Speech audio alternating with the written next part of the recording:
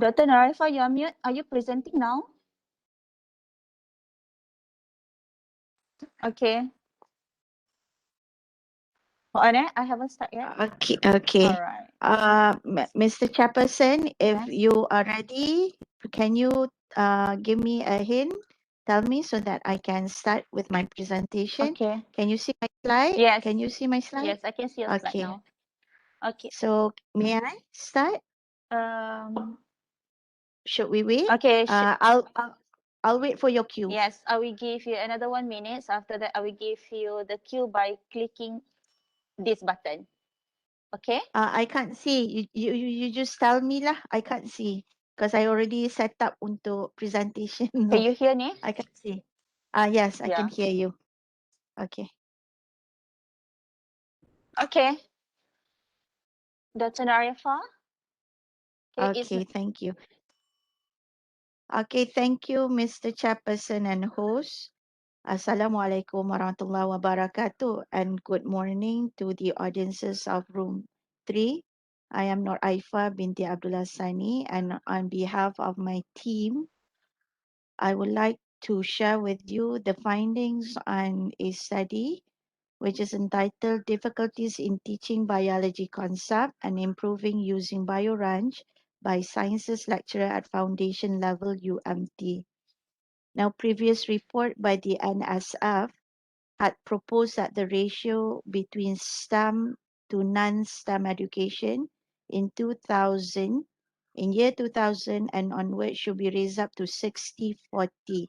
So proudly to say that the STEM Foundation in University Malaysia Terengganu is the first public university which was established in 2018, and it is the first in Malaysia to offer STEM subject, and successful alumni are given enrollment into any UMT degree program without needing to compete in UPU Care Line system. Now, this study was focused on the third cohort batch, which was the previous year, because we saw that the students' performance in the biology subject was declining based on the mid-semester test. Now, we had came to the conclusion it was because it was due to the pandemic COVID-19 exposure, and then them being the first pioneer batch, which was on online remote learning PDP. Now, the study was to tackle the general problem, which was involving declining of motivation, interest, ability, and performance of the students in science. Not only that we found out it's happening in UMT, it is also happening in Malaysia and also around the globe. So what we did was that we had apply an intrinsic motivation, which is used to enhance motivation on students to become very persistent, although it's in a pandemic. So what we did that based on preferences, we get the feedback that they say that they are enjoying online games. So we introduced BioRange, and BioRange is a integration based on gamification framework. Which we did was that we apply it in STEM Foundation Biology curriculum. Now, without further ado, the explanations and details of BioRange will be explained in this video.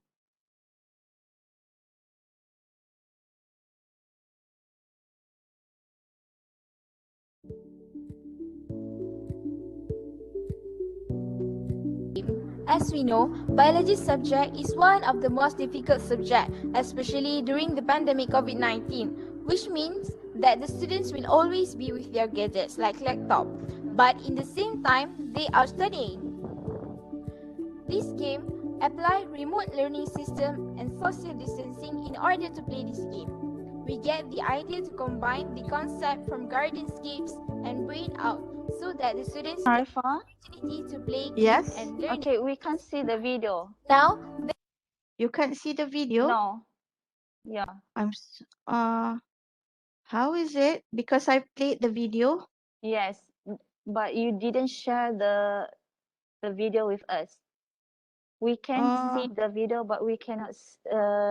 I'm sorry. We can listen to the video, but we cannot see your video. You cannot see the video. Yeah. Could you please? Thank you This for one? listening. I hope you enjoy. This one, can you see the video? No, we cannot. What you went wrong? Yeah. You need to make sure that you share the screen of the video. Share the screens of the video. Yes. I am sharing the screens of the video right now. Okay. Could please share again? Do you see this video No. right now? No. Macam mana ya? Okay. Could you please click share? Wait. Should I stop sharing first? Yeah.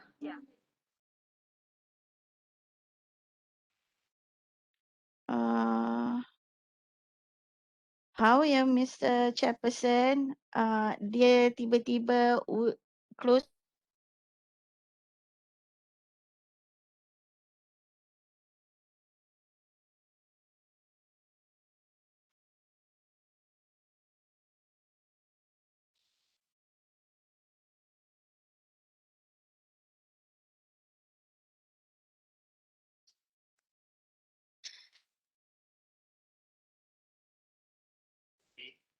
Okay, Dr. Narefa, you're there?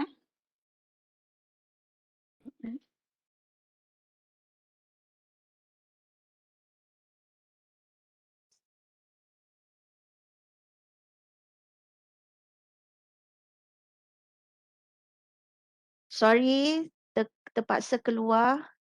Yes. Optimize for motions and video. I've done that. Microsoft PowerPoint, share it. So I'm Make sharing sure you my. share the screen. I am sharing the screen. Can you see right now my screen? Okay. Okay. Now, saya picit video kan, Miss Okay, Mimi? yes. Yes, Okay. correct. Now, can you see the video right now? No. Could you please minimize your screen now? Minimize my screen. This is minimize screen. Not yet. Minimize. You click the button As we know, above. subject Okay. is one of Minimize, please. Minimize? What? Minimize apa? Minimize the screen. Minimize your PowerPoint, please. Minimize my PowerPoint. Okay, you can go to the close PowerPoint, but do not close. Just minimize only. Aduh, hai. Ya Allah. Wait, ya. Wait. Okay, now I minimize my PowerPoint. Okay, and then? Okay, can you see the close button on the top right? Close. Close. Okay, Tak ada top close. right. Top The right. pangkah. Okay, Pangkah. go to the right a little bit more. Okay. Dah, share. One more. Pangkah One more. ni. Okay, but not pangkah. Alah. Another one next to it. The minus part tu. Minus yang ini. Sebelah dia tu. Dah minus dah. Tak, sebelah dia tu. Sebelah mana? You have to click the minus part. Okay, itu. This is minus part. Sebelah dia tu. Okay, aku faham. Wait. Okay, that's it? Yes. Itu dia? Okay, Okay. have you clicked your video? Yes, already. Ni. Okay, nampak? No. Then how? Okay. Puan Mimi, boleh ke kita bagi the next presenter, let me be after her? Can I send my punya slide to co-host supaya dia play kan? Yeah, okay. So Alright. we have to stop your presentation first. Then can Okay. continue second. Sorry semua audiences. Alright. Sorry. Alright, thank you, sorry. Okay, so sorry for the technical problem from the first presenter. So the rest, please be reminded that you will have 12 minutes presentation and 3 minutes Q&A session. Okay, I will click the bell, the first bell after 10 minutes. Okay, and after 12 minutes, I will click also another bell. Okay. All right. So our next presenter will be Dr. Jayala Chumi. Okay. So are you ready, Doctor? Yeah, I'm in. So does that mean I'm going to be the first one? No. yeah, you are the next presenter. I'm the However, second there is presenter, yeah? yeah, you are Okay. the second presenter. So just now is Dr. Noraifa. I just want to Okay. ask you whether you are ready right now to present. Yeah. Can I like try out my shares PowerPoint? Yes, Just you give me can. this. That will, I'll just try it out. Okay. All right. This now.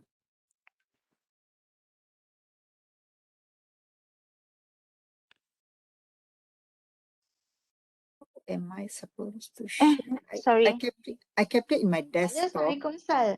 Aku ada problem dengan aku punya slide. Sekarang ni aku nak hantar ke Kak T. Kak T tak angkat telefon. Macam mana aku nak buat ni? Aku nak hantar. Aku boleh hantar melalui Sorry, apa sorry. ni WhatsApp Dr. ke Noraifa, Kak T? Boleh kau Dr. tegur Noraifa, Kak could you T tak? please? Kau kan ada kat situ. Where is it? Tak, dia lepas tu bagi tahu dia suruh ambil aku punya ni sebab dia tak jawab. Okay. Sebab aku first presenter dah kacau dah. Okay, sorry. Hello, Miss Mimi, you can hear me? Alright. Miss Mimi, Yeah. I am just a bit, okay, I'm a new user to WebEx. I think I tried out the other day. Okay, you can see me, right? You can see me, right? Yes, I I can just see want you. to share my screen. My screen dalam desktop. Macam mana you're sharing your screen? Macam mana saya nak share saya punya PowerPoint? Sekejap, ini saya delete. Nampak tak screen saya? Belum lagi ya? Okay, now? Can you see my screen? Yes, I can. You can see me, but can you see my PowerPoint? Not yet. You have to go to How do I share that? WebEx. You already joined the event. Where is it? I've already joined the event. Am I right? So by right, it should show me share your. Wait, dekat sini tu. Sekejap. By right, it should show me share your this one kan. Kejap ya. Yeah.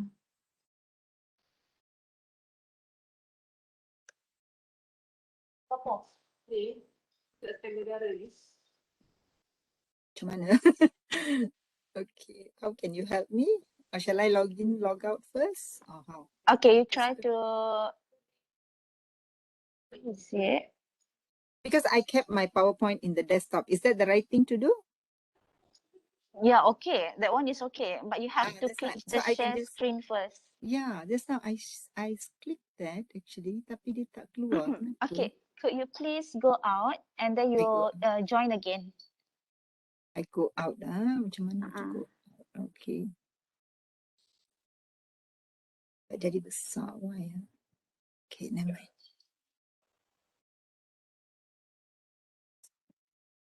Okay, tak keluar pula. Okay, stop sharing. Okay, I'll go out lah. Okay, alright.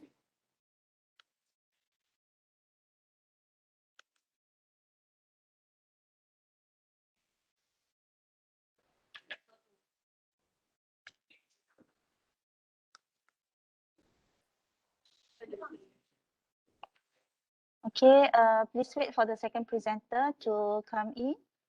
Okay, so hope everyone are ready with your presentation. Okay, sorry for the technical issue just now.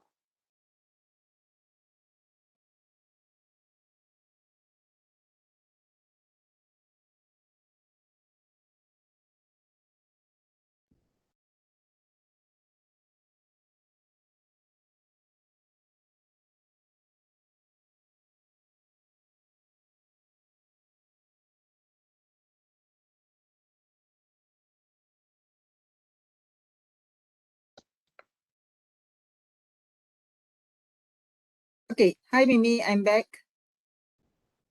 Mimi, can you hear me? Hi Mimi, can you hear me? Yes, Miss I can Mimi? hear you. Can, Okay, now. Am I addressing you right? Are you Miss Mimi? Yes, I am. Not Dr. Mimi, sorry. Not yet. It's okay. No, sorry. Okay, Okay. now. So I just go straight away to share screen. I just tried out. I think you're about to start already, right? Yeah, so you see you have the mute button, stop video and share. Right, Okay, so I just so you share can with. click share. But before that, may I know whether you have the video, any video? No, I have no video. It's on Okay, all right. So PowerPoint. just click share. Okay. Okay, I've clicked share already. Okay. Optimize for image and then. Oh, hold on. Automatically optimize, is it? Okay. And then you just share your screen. Optimize for text and image. Itu yang tak Choose to nampak. share screen, eh? Yeah, I already clicked share screen.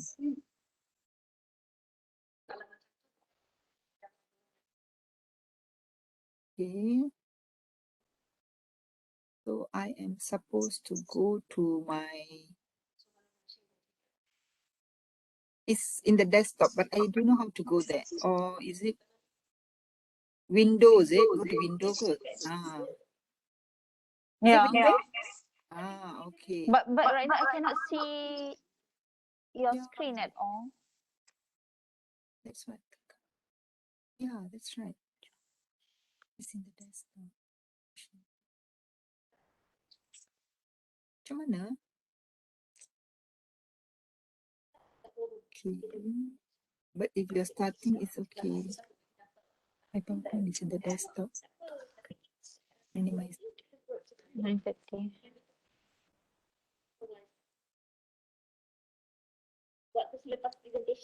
This one. PowerPoint can.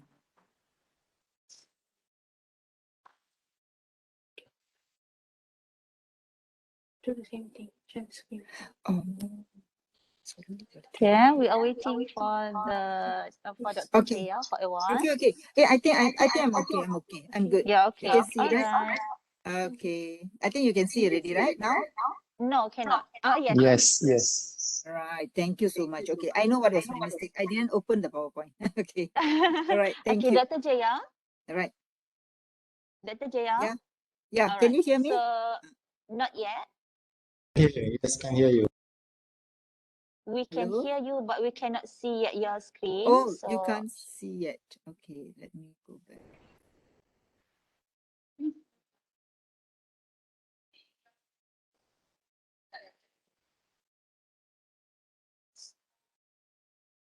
Ready.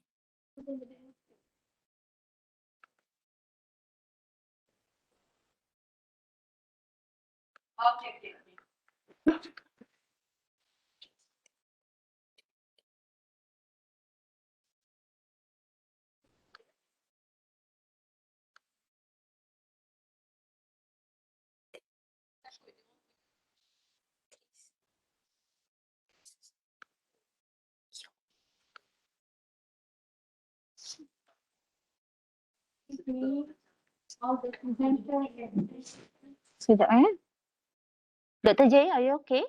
Yeah, I'm okay. You can start. I will do it again.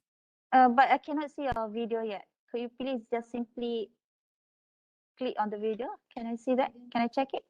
I don't have a. Oh, you can't see, is it? No, I can't. Okay.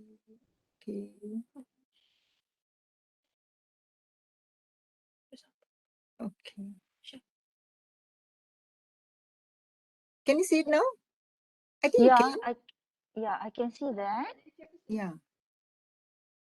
Okay. But I'm not the first presenter, right? I'm the second presenter. Am I right? Yes. Right now, this is the turn for the second presenter. We have Dr. Arifa just now. For the first presenter, but the first presenter has some problems with her presentation. And since this is 9:15 already, so we proceed to the next presenter, which is presenter number 2. Oh. Yeah. Okay. So I just check whether you are ready or not. So could you please try to share your screen? Share my screen again. Lama. Share content good. You go to Webex just now. Cik Mimi, kita semua, saya dapat nampak Dr. Jaya punya slide presentation. Yes, but it is not full screen. Oh, it is not full screen. Yeah, just click the full screen on the F5 there. Okay. Oh my God. Okay. What is this? Full screen dia F5 ke? F5? F5 full screen kan? You can see me, right? Okay, now I can see you. Okay. Okay. Are you going to Share. share your screen? Yeah, I'm going to do it. Okay, just Okay. check for me. Yeah, thank you so much. Okay. Okay.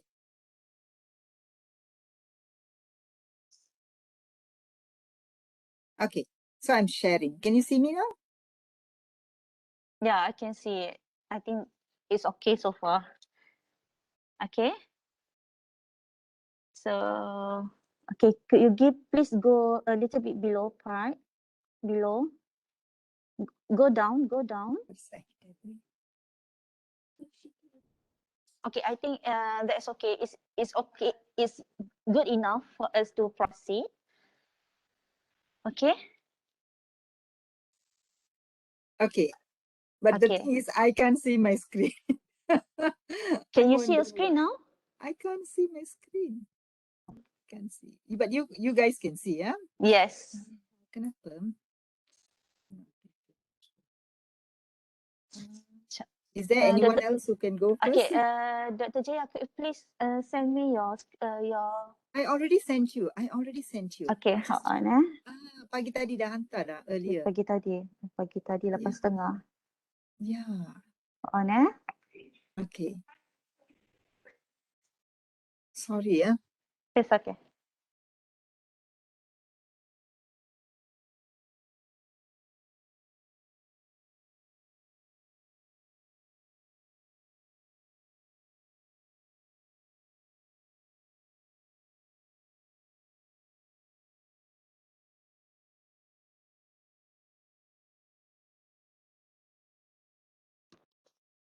I am so sorry, Dr. Jaya, because mine was problem, then had to proceed with you. So sorry, Dr. Jaya.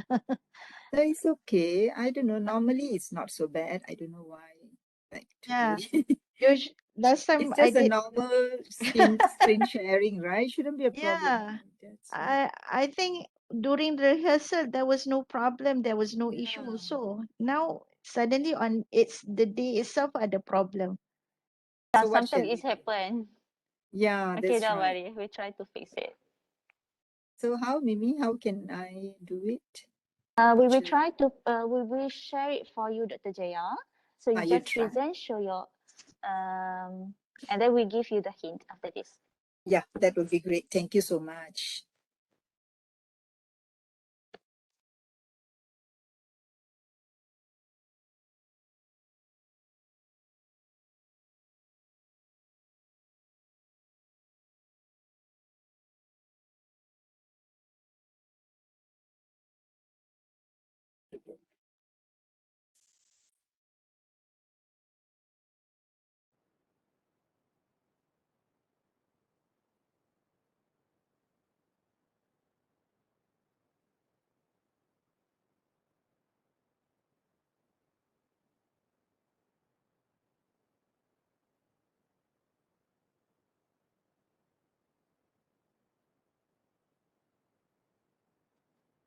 Assalamualaikum. All right. Okay.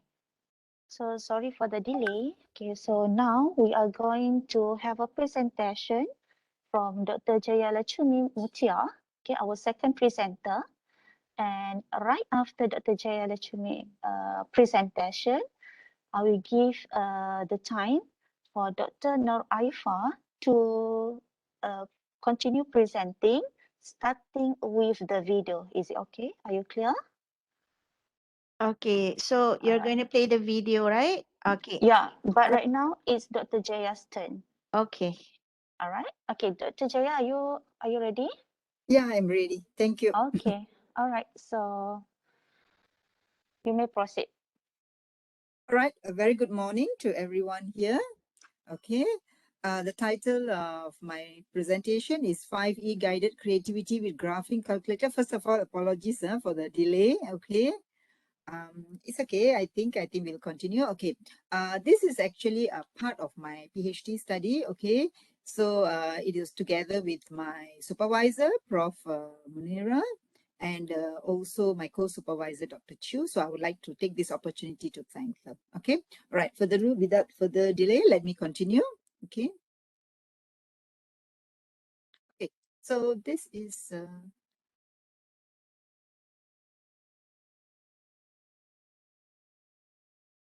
okay, as the introduction, we knew that our current curriculum, secondary school curriculum, actually requires the students to be more creative, showcase originality in their thinking, and they should be able to connect with their surroundings in a new perspective, as it is what mentioned in the KSSM 2016 and 2018. Yeah, so emphasis is given on promoting knowledge and skills such as creative thinking, innovation, problem solving, and leadership. This is also been mentioned in our Malaysian Education Blueprint. Okay, so besides that, even in global wise also, that we can see that the principle of standard also mentioned that as a teacher, what we are supposed to pay attention is we should teach students, yes, but we should learn, or we should give activities that could be of challenging, okay, challenging to the students and support them to learn it better. Okay. Okay, and then my problem statement will be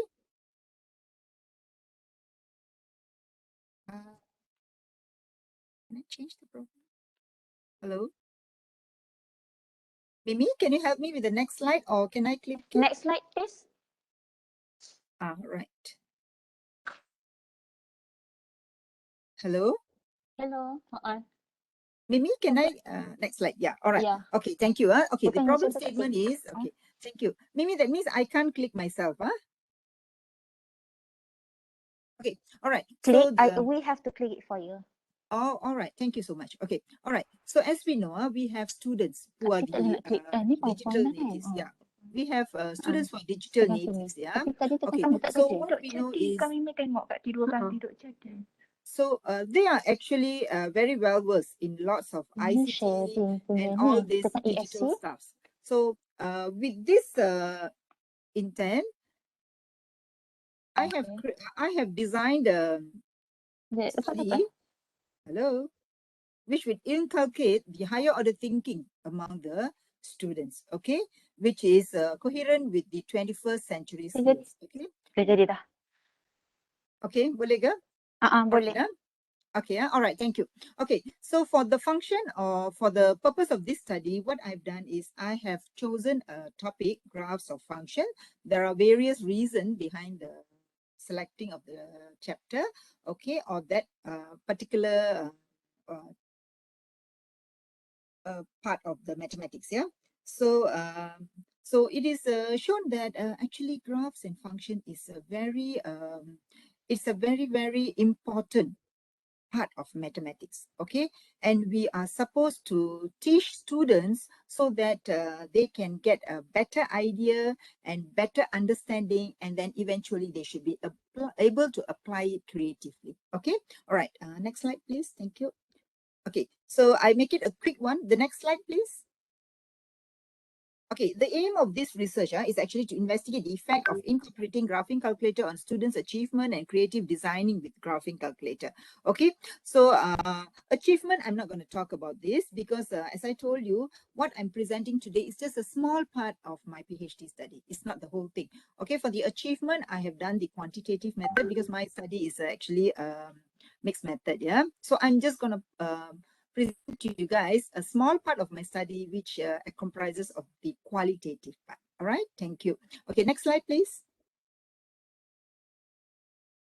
Okay, let me tell you all briefly about graphing calculator. Graphing calculator is actually a cognitive tool. I believe those in the mathematical fraternity, they should know that, okay, which is able to show the relationship between the graphical, algebraic, and the numerical. Okay, so graphical is the visual, algebraic is the equation, numerical is the tabular part. So no, do not worry, I will show you some examples of it later on. Okay, next slide, please. Okay, and it incorporates the 5E learning model. Okay, 5E learning model or the 5E learning cycle.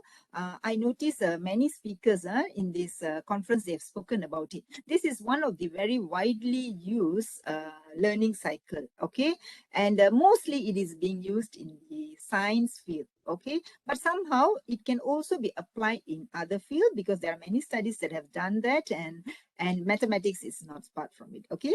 It's quite a very good guided cycle, or we can say it as a learning way. All right, so it starts with engage. Okay, engage means we should do some activities or something that can excite the students. Okay, and then students can be allowed to explore. Okay, explore means they can know more about the certain topics that they're doing. They may do it in a small group, or they can even do it individually. And then allow means they are allowed, students are allowed to describe to the others what is their discovery, or probably if they are given a task, they should be able to explain it to the others. All right, the next one is elaborate. Elaborate means they will investigate further. Okay, they will investigate further rather than just what is available in the textbook. Okay, they can do it more than what is available in the textbook. Yeah, and finally the evaluate. Okay, evaluate can be divided into two parts. Actually, one is the students can evaluate, and also of course the educator, the teacher, can also evaluate them.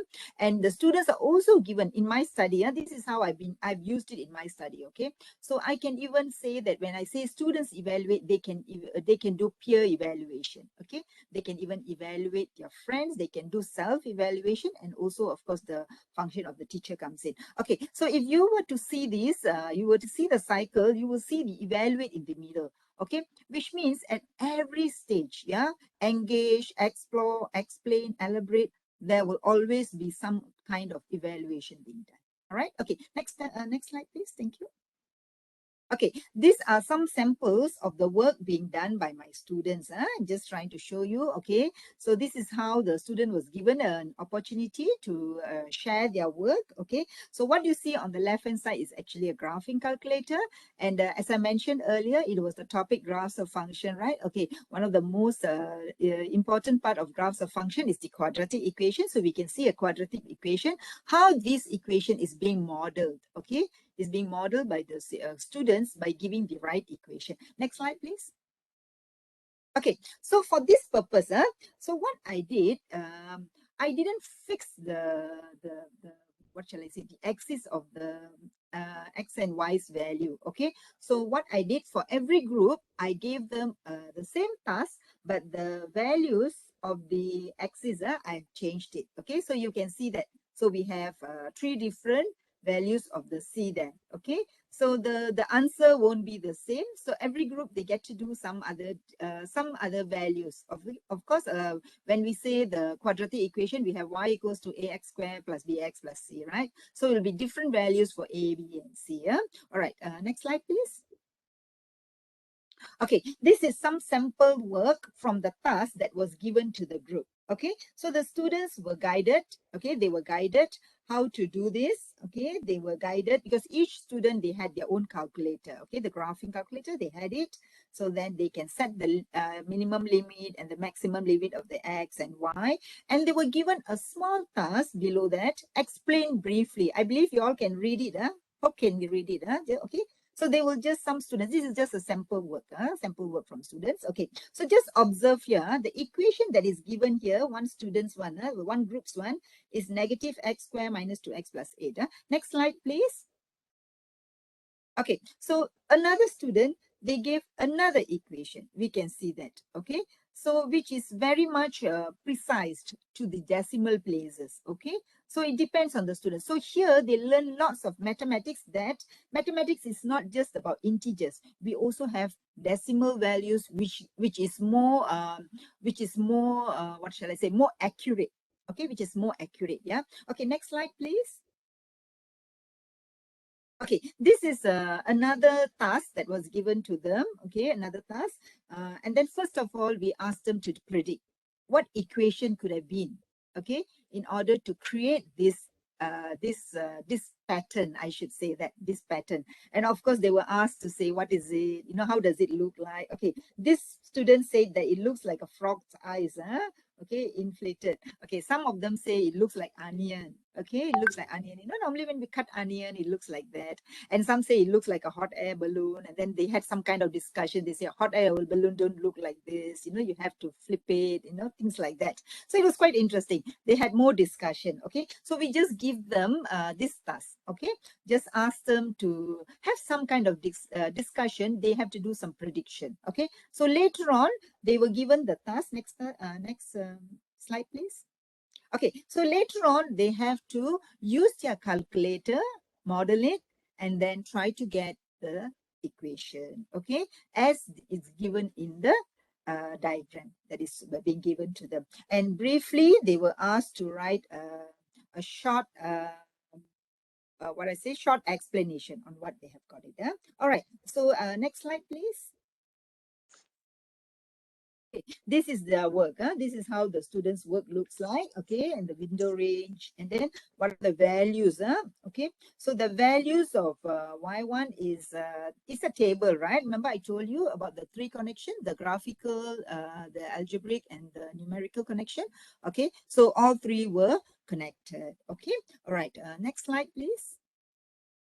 Okay, and remember I mentioned to you all that the NCTM mentioned that we can make them do it best and explore further. Remember, for the 5E, we have the elaboration part. Okay, so for that purpose,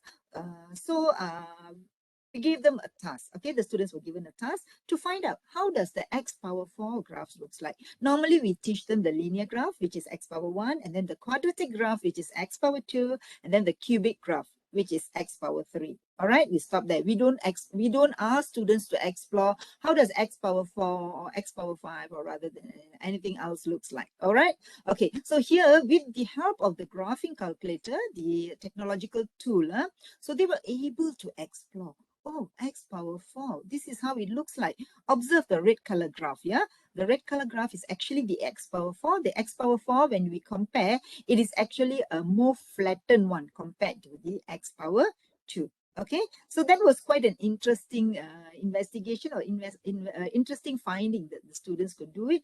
Later, they use some of these functions to do some creative design. I will show it at the end. All right, this one, the students' work. Okay, all right. So the next slide, please. Okay, so this is how it looks like. They were able to come up with a conclusion. Okay, generally, how does the x power n graph looks like? Okay, so they realize the higher the power of n, okay, so the graphs become more indented. Okay, that's what they noticed lah. Okay, so this is we can connect it with the color. Always with this graph, since it's colorful, so the students were taught, or during the briefing, they were already told by their teacher that they're supposed to observe the color. Okay, whereas the blue one is x power 2. Okay, and I simply used a small number for the A, 0.05, so that we can make it a bit bigger. That's right. Okay, and then x power 8 and all that. And they also notice the power, if it's a even number, the pattern is such. If it's an odd number, then the pattern is different. Yeah. Okay, next slide, please. Okay, this is another interesting one for the reciprocal graph. Okay, for the reciprocal graph, mostly in school, they only learn 1 over x, where the students will memorize. This is how the graph looks like. And then 1 over x power 2. Okay, so they were asked to do it themselves. Well, these are all done by some students' work. Yeah. Okay, so they were asked to do, how could you like try to create some design or some pattern out of it? Okay, so they managed, okay, to show that. Okay, all right, thank you. You're already on the next slide. Thank you. I think I'm running out of time. Okay, so this is the final task that was given to them. Task number 9. Remember I mentioned to you guys that we want the students to be more creative, right? Creative, innovative, right? So they were given this task number 9. Expecting them to be creative. They're supposed to create a design with the graphing calculator. Okay, before I proceed, I need to mention to you, I just used graphing calculator because I want to control only one kind of gadget, one kind of tool. Actually, I've also done this with other tools, other tools in the sense that other softwares. Okay, For example, like Desmos. Now Desmos is very popular, right? Okay, it was also very interesting, but maybe some other conferences I can share that. Okay, so for today, I'm only going to share on the graphing calculator part. Yeah, so they are required to design, okay, with the graphing calculator, and your design must have a title. All these are given to them. And I also have a rubric. Okay, this rubric is actually has been tested, and then I've actually asked the help of some experts to go through it by using during my pilot study. So by using some of the samples done by the students, and I did a comparison among the the evaluators, okay, how compatible it is, and it was fine that it is suitable. All right, next slide, please. Thank you. Okay. Okay, this is the what shall I say? This is the form that was given to the students. Okay, so they're expected to write their name and then the title, and they're supposed to give their title, and then in that white box there, they're supposed to cut and paste their design. Okay, they were taught how to do that. Everything was taught to them, and then they're supposed to mention their window range.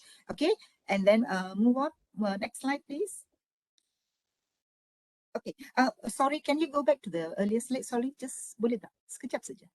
Okay, all right. So if you see, they are given 10 functions. Okay, it has got the limit or the range of the X values, shape of the name of the graph, okay, which part of the design. So they are expected to do that. They are supposed to write that, okay. So like they have the name of the equation, right? They are supposed to explain just briefly, just one line, which part of the design. Okay, and what is the name of the function? Like what I mentioned just now, it could be a linear function, it could be a quadratic, it could be a cubic, reciprocal, or whatever. Maybe the new found, you know, the x power 4, x power n, and so on. All right. Okay, next slide, please.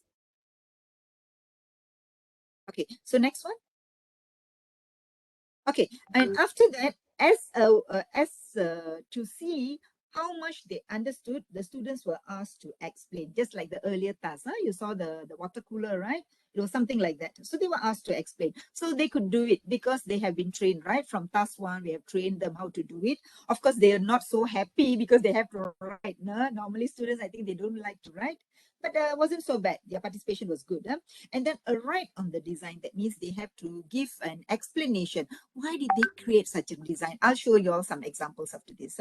Okay, a quick one. No worries. Okay, it's already 9:40. All right. Okay, next slide, please. Okay, this is the rubric that I mentioned to you. Okay, so the rubric explains clearly how to give them marks. Okay, and this rubric is used by both the teacher and the students. Remember the first part that I explained to you, the evaluate part, where we will do peer evaluation. So the students will present, or one representative will present, okay, and the others will evaluate them. Okay, they will give them some marks. Okay, all right. So everything is given in the rubric. Okay, next one, please. Next slide, please. Okay, so this is how it goes. So it was very clearly mentioned, and there's one part for bonus mark. Okay, and then they can't simply give the bonus mark. Of course, they have to justify why they want to give the bonus mark. All right, so this is one sample. Next slide, please. Okay, this is one sample, a very simple sample created by the student, one of the student. Okay, it was a girl. All right, so if you look at it, okay, the equations are there, very clearly written. Okay, there is sinusoidal equations, okay, involving trigonometry, cosine, sine, and then the white part here, okay, the white part, you have the quadratic equation and the yellow lines. The yellow lines are actually supposed to be the ray from the sun, okay, which are actually the linear equation. And then you can look at the yellow colored equation down there. Can you see the y5, y6, y7, y8, and y9? Those are all the related equations for the straight line. So we can see they are parallel. Okay, so this is another mathematics that they learn. When they are parallel, the gradient is the same. In this case, it's all negative ray, okay? And the C value changes, okay? So they were able to create. And all this was explained by the students in her write-up, yeah? Okay, next slide, please. Okay, this is one sample of how the student was evaluated. Remember, I told you the rubric, right? So this is the rubric formula. So they were able to have it, okay? And that was the reason. Remember, I told you all that they are supposed to give a reason. If they want to give some bonus marks, it's okay. We welcome that, okay? Because they may have some reason, but they have to justify, okay? All right, okay. Next slide, please. Dr. Jaya, sorry to interrupt. Okay, time's up. Yeah, time's Okay, up. can I Do you just have? finish it? Can I Yes. just finish it? Boleh ya? Thank you so much. Okay. I didn't hear, that's right. All right. So this is another one lah, by the students. Okay. Just another one. Okay. Slide up. Next slide, please. Okay. Okay. These are the more examples. Okay. I'll finish it up. These are the more examples given by the students. Okay. They were able to create fish. Fish is actually using the cubic graph. Okay. And more complicated things lah. They were able to do it. Okay. And it was really marvelous, the work that they came up with. Okay, a lot of things. Next slide, please. I'll just show you all some of the examples. Okay, all right. And we can see that one. We have the hourglass thing, right? It was actually the cubic equation too. Okay, where the C value is 0. It starts from the origin. Okay, next slide, please. Okay, let's see what is the impact on the learning theory. Okay, so the learning theory, it must be connected back to the 5E learning, right? So we can see that at every stage, it is connected. There is some kind of thinking, some kind of learning that takes place. Okay, so according to this social constructivist theory, Vygotsky's very famous theory, very old theory, but somehow it is still relevant, all right, to this study. Okay, next slide, please. Okay, and students did lots of scaffolding. Okay, as we know, scaffolding is one of the key thing in Vygotsky's theory, all right? So where at first teacher did lots of questioning, guidance, and eventually they were able to do the task that I told you, the task 9, they were able to come up with creative stuff. Okay, they were able to do it. Okay, next slide, please. Okay. Okay, another theory, Piaget's theory also. Okay, it was also relevant. All right, I think I'm not going to talk about that. And another one, next slide, please. Okay, and the cognitive load theory too, it was also very relevant to the study. Next slide, please. Okay, next slide, please. Okay, this is the conclusion. This is the last one. Okay, so it is found that it's very relevant. Okay, the 5E learning cycle with the use of the graphing calculator. Remember, it's not just the graphing calculator, it can be any learning technological tool. Yeah, so it was very relevant and it was able to bring up the ability of the 21st century skills students. Okay, so the next slide, please. Oh, this is the last one already. Yeah, okay, next slide. Okay, so the next slide is okay, oh, okay, never mind. So the next slide was this. This is very relevant to our current KSSM. We can see, so we have this band 6, right? Normally we have the level 6, right? The T6, right? So which is can be brought out with the use of this kind of gadgets or ICT tools. Okay, just an example. Okay, the final slide. All right. Okay. All right. Thank you so much. Sorry if I've taken up so much of time. I hope I was in time. All right. Thank you so much. Okay, welcome. Okay, right. so thank you, Dr. JR. Okay, so now I open the floor to anyone who would like to ask any question. Assalamualaikum, I'm Rosmawati. Yes. I just want to ask Dr. Jaya, what is the brand of your calculator graphic that you will use? What is the brand? Okay, it is by the laboratory probe or anything else. That's all. Thank you. Actually, they keep improving. You know, like it's their marketing strategy, right? Okay, and it is TI-84 plus CE. But for students' use, some of them they were able to download the free version. They have a 90 days trial version, so they're able to do it. Okay, for them to do it at home, for them to learn better, they will do it. And then in the classroom session, when their teacher teach them, they had the physical calculator with them. TI-84 plus CE. They have a lot of models, actually. They have Inspire and all that. Those who knows about this calculator, they have lots of models. But I just used the TI-84 plus CE basically because there were about 500 schools in Malaysia that were provided with that calculator. But that was the black and white version. So this is the latest version, the colored version. Right, so the teachers have some exposure of using this calculator. Most of the teachers were involved in this study. Okay, and I also had a training for them. Thank you. Anything else? Did I answer your question? Yeah, absolutely. Thank you. All right, thank you. Okay. Anything else? So thank you, Dr. Jaya. All right, thank you so much. All right, so we are going to go to the next presenter. Okay, so our next presenter gonna be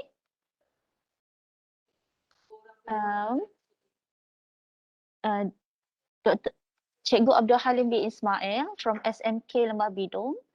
with the title Best Practice Integration of 5Es and 6Cs Produce More Effective PDP.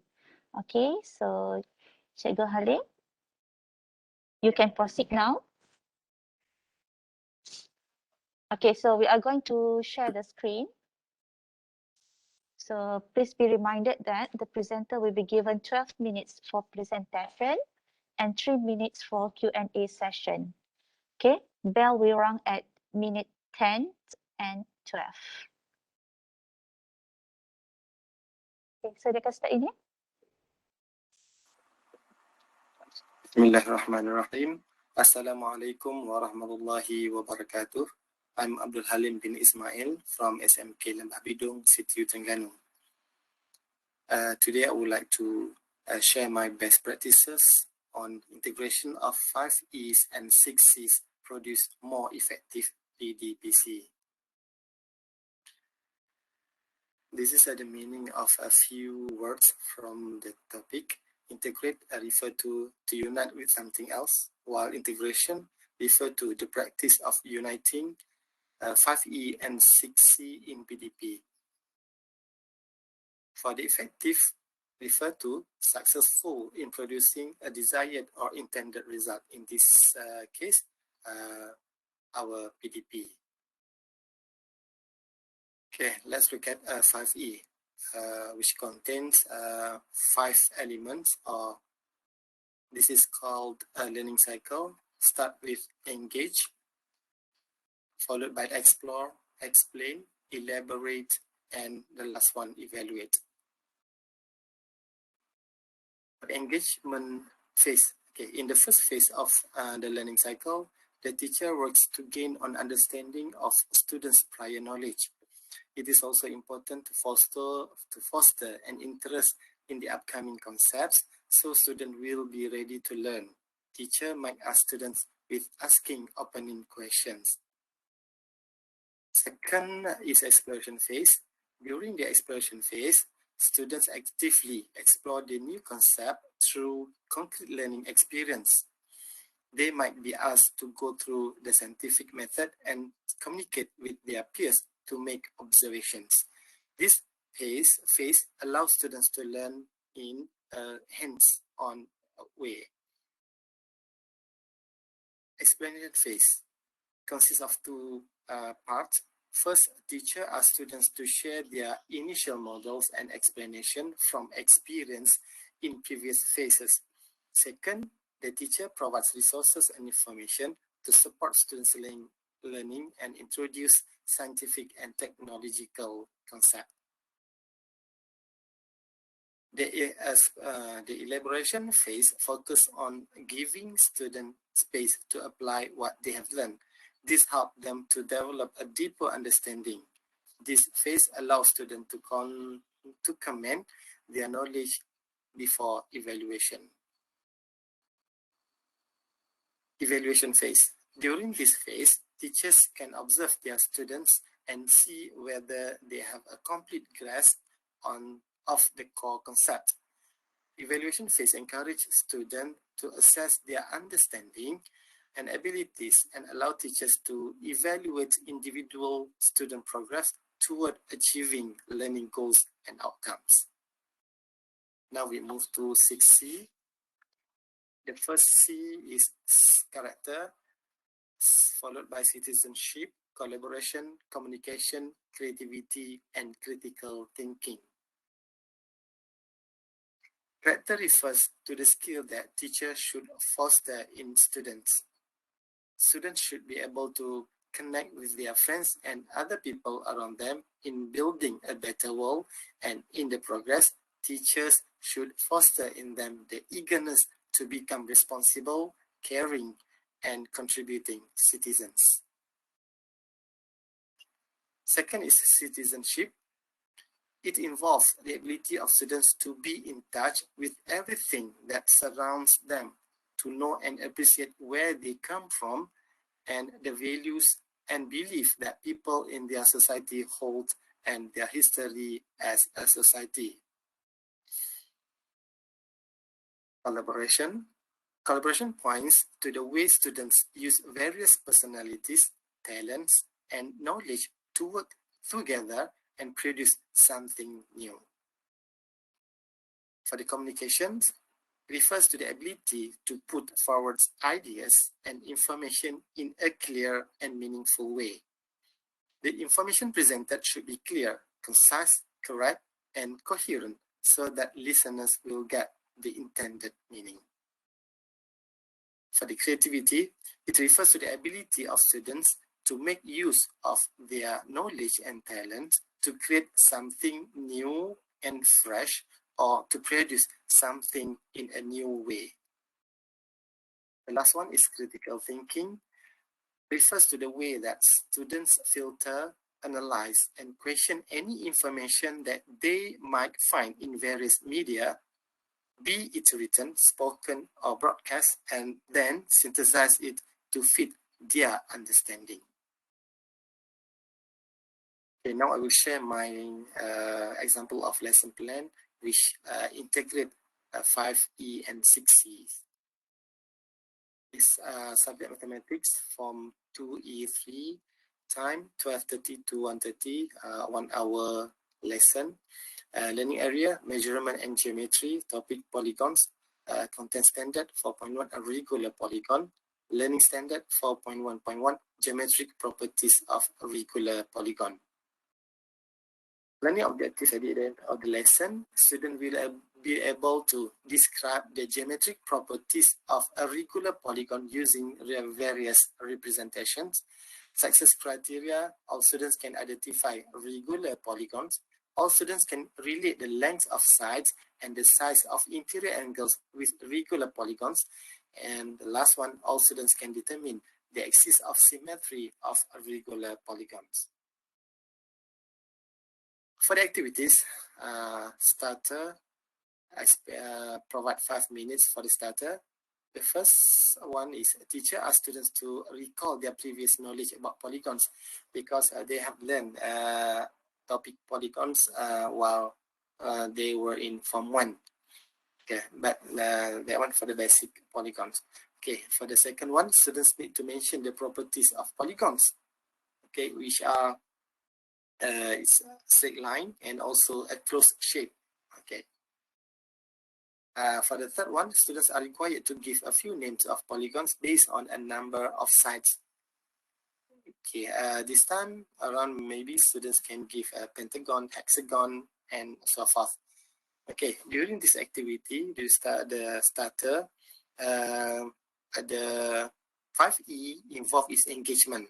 Okay, this time around, we need students to be with us to talk about a new topic. But before that, we ask them about the previous topic that they have learned when they were in Form 1. Okay, engagement. And then for the 6E, refer to the character and also the communication. In the main activity, 10 minutes for pre-lesson. Okay, I'll ask my students to form a group, and each group is given a worksheet. Each group need to finish the task in 8 minutes. Okay, they have to work together and finish the task within 8 minutes. After that, after they finish the worksheet, they will paste on the wall. Okay, this time around involve exploration. And then for the 6C, okay, the concept of creativity, communication, collaboration involved. Okay, these are 2 worksheets. Students have to measure the length of the sides and also measure the size of the angle for these 3 polygons. Okay, after that they will make conclusion in group. They will write down. They will write down, and then this sheet will be pasted on the wall. Okay. After that, for the lesson development one, teacher gives instruction, and then each group will move to every station to see, check, and comment. Okay, this time they are in group. and then they will work from station to another station, meaning to say they will see others work, other groups work. Okay. Okay. During the walk, the Q&A happens. Okay, meaning to say they will ask question to the owner of the worksheet. Okay, the fourth one, representative at the end of the activity, a representative of each group will share their findings from the activity. And then the last one, teacher will make conclusion on the regular polygons. Okay, here involve third and second E, third and fourth E, which is explanation and also elaboration. Explain when they explain to other group, and then the elaboration when they give their feedback or their findings at the end of the activity. And then also the teacher stress on the conclusion. Okay, so here comes creativity, communication, and also collaboration. Okay, these are the photos. Okay, each group will move okay, from one session to another session. Okay, the main activity, lesson development 2, teacher brief about axis of symmetry. Okay, give show to the students by folding the papers and tell them about the axis of symmetry. After that, student will sit again to the original group and ready to do the next activity. After that, they will walk around. Okay, the teacher, I asked them to walk around, to go outside the class, and then they see around them and find the regular polygon or the polygon that they can find around them. Okay, at the same time, they finish the second worksheet, okay, before coming to the class. Okay, the last one, students share their findings. Okay, here again, elaboration, explanation, and elaboration, the creativity of answering the question, the citizenship, the communication, critical thinking, and then the collaboration. Okay, this is the worksheet that they have to finish. And then the last one, the final activity of the day, the post lesson. Okay, students will share their thought. Yes, from the previous activity, which is a regular polygon and also the axis of symmetry. So they have to give their response or their feedback, what they have understood from the activities before. And then the teacher will write up, and then students are given homework. Okay. Okay, this time involve evaluation. Okay, from the top or from the feedback, the teacher can evaluate students' understanding. Okay, here also comes character and also the communication. Okay, for the conclusion, from this activity, I can see that students enjoyed themselves doing the activity, and then students could reflect confidently because they understand better. And then from the homework, the students can do their homework correctly. Okay, I think that's all. And don't forget to try this integration of 6 C's and also 5 E's. Okay, thank you very much.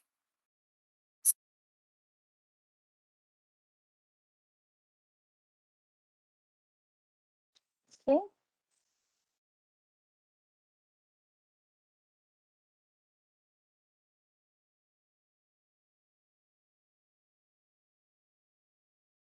Okay. All right. So anyone has any question, you may ask the presenter.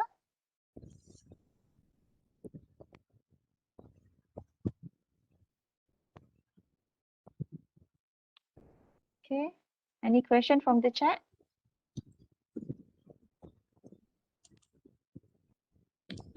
Okay. So Dr. Cikgu Halim, Nasharin. Yes. Yes, Cikgu Halim. All right. Cikgu Halim, do you make any survey to them, or you can just see the conclusion? You make the conclusion from their test after the session. At the end of the class, okay, I can see from their feedback. Okay, everyone will give a reflection, and then from the reflection, I can evaluate them. So,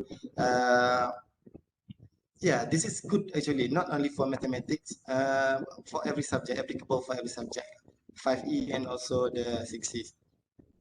Yeah. Yeah, they can, yeah, they enjoy. Of course, they enjoy when they work together. They enjoy themselves. Yeah. Okay. Yeah, I think it is a very good sharing session. Okay, so thank you, Cikgu Halim. All right, so I go to the next presenter. Okay. Mrs. Nur Hafiza binti Adnan from SMK Lembah Bidong, also OBP 20, with the title Become a STEM Master with Easy Peasy Gami Lab.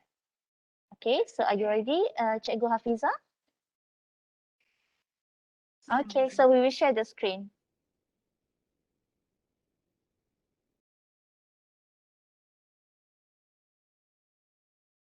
Assalamualaikum and a very good day to everyone. It's a pleasure to be here today to share my experience in online teaching, specifically in dealing with the Gami Lab application. So, without further ado, let's become a STEM master with Easy Peasy Gami Lab. First of all, allow me to introduce myself. I am Mrs. Nur Hafiza Adnan, a science teacher in SMK Lembah Bidong, a secondary school in Setiu, Terengganu. I have been in the profession for 14 years and I enjoy my work. I'm very passionate about teaching in ways that can make my students learn and also have fun at the same time. Gami Lab is an online platform where you can find and create easy, fun, and also educational games. It uses game elements to stimulate student interest, and this is why I find it very compelling. So here I am to discuss the 4 talking points in my presentation today, which are number 1, about the commonly asked questions on Gami Lab. Number 2, the methodology of this app. Number 3, the result when using the app. And the last one, the overall view of Gami Lab. Well, people would normally ask, what can this Gami Lab do in teaching? Or how can it help students in learning? So, let me tell you this. Gami Lab is a super app that offers fun yet educational games which certainly will benefit students in learning because it stimulates student interest and students will find it easier to understand certain things when using Gami Lab. Using Gami Lab in the teaching and learning process will ensure students' full engagement and also students' commitment. As teachers, we can easily keep track on our student performance on the lessons we have taught because Gami Lab allows us to check student scores and also the progress. Next, I want to share about the methodology of this app. Next, we can create our own games that suit our students' level of proficiency. On your screen now are some examples of games that I have created and tried with my Form 4 and Form 5 students. We also can use gaming elements such as custom avatars, points, stars, and also high scores. There are 3 game modes here, the bike race mode, explore mode, and the king of the mountain. So now, let's have a quick look on a simple game that I did with the students by using Explore mode.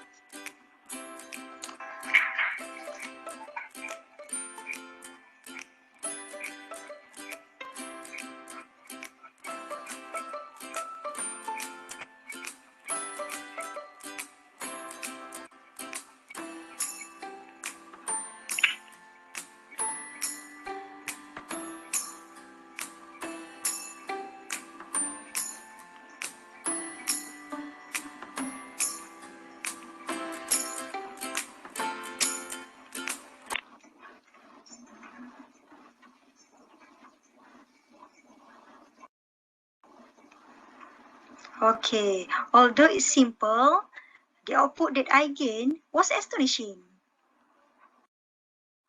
So, all in all, what I can say about this app is it is simple but beneficial. It can help you to make your lessons a complete success with 5 simple steps.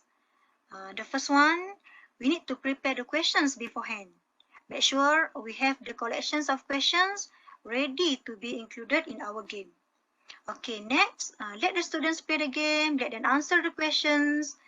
After that, we just get the scores in GamiLab, share the scores with the students, and discuss the questions with the students.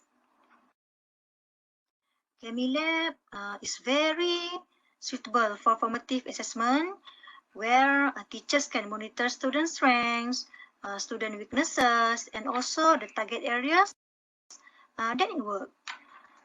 On the score list here, we can see the top 5 students, the bottom 5 students, and also the score for each student. Before I end my brief presentation on GamiLab, so I would like to share the findings on some questionnaires I did with my students.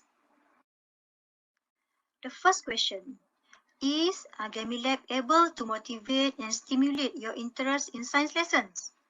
So, on the screen now is the pie chart that shows 100% of my students agree that GamiLab is able to stimulate their interest in my lesson.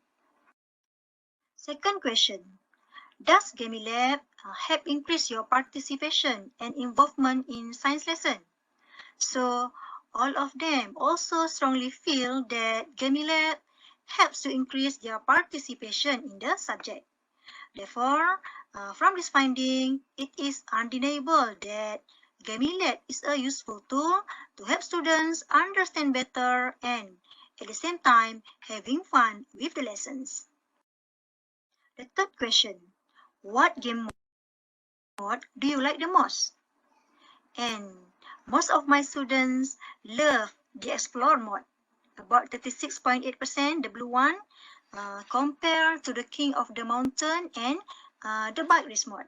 So why not teachers out there try this app, okay, and try the Explore mode. See how your students engage with your lessons, how they enjoy it, and what they gain from it. It won't disappoint you, I'm so sure. Last but not least, about the overall view of GamiLab.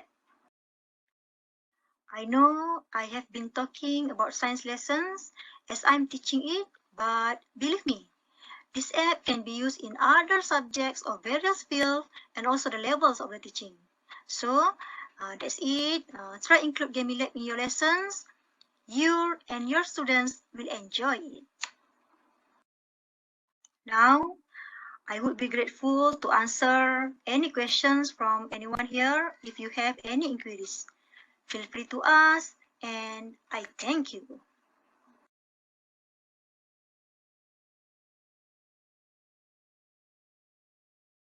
Okay, anyone would like to ask Cikgu Nur Hafiza any question from the audience? Assalamualaikum, I'm Rusmawati. I just knew about GamiLab and I opened the website on GamiLab and I have a few questions. Is it the same as we need to sign up first and then we just create our own presentation for laboratory or is it already there and we just pick up? That's all. Okay, thank you for the questions. Actually, we need to prepare our own questions. Then, after finish prepare the questions, we just share the link with the students, and they can find their own times to have fun with it. They can play GamiLab anytime that they want, not necessarily during GM session and so on. All right, thank you very much. Anything else?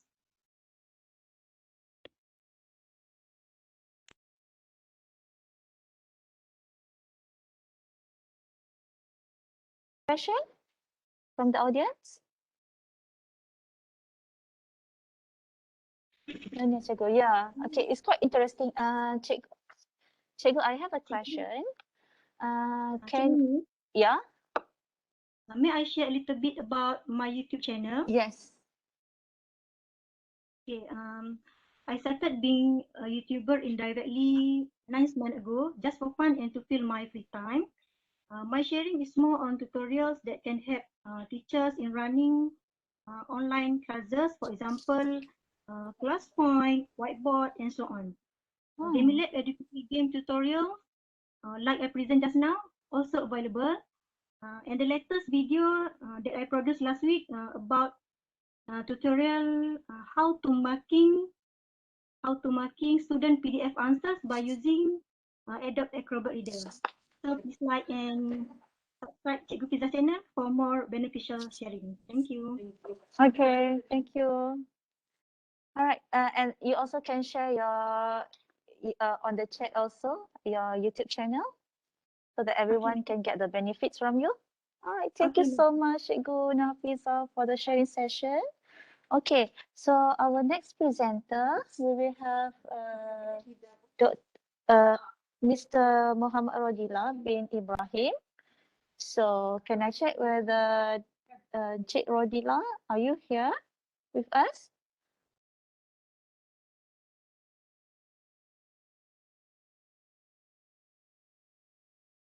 Okay. Let me check with the Cik Rodila.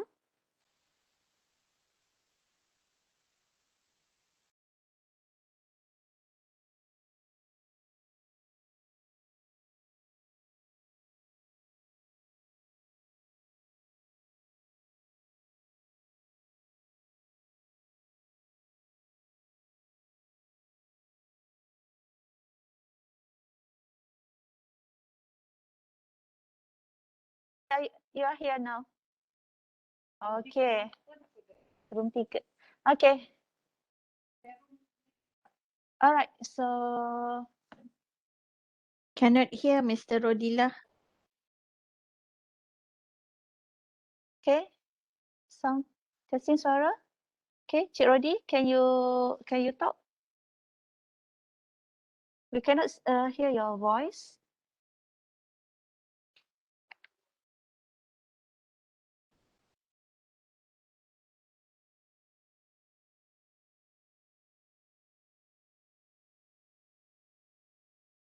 Okay, Mr. Rodila. Let me check.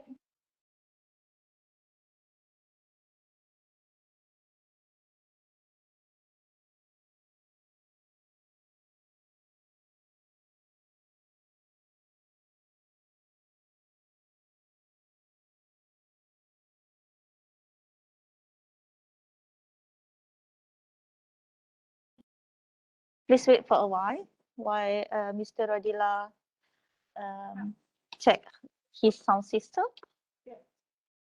Okay, so again, for everyone, welcome to third ICSTEM 2021 oral presentation.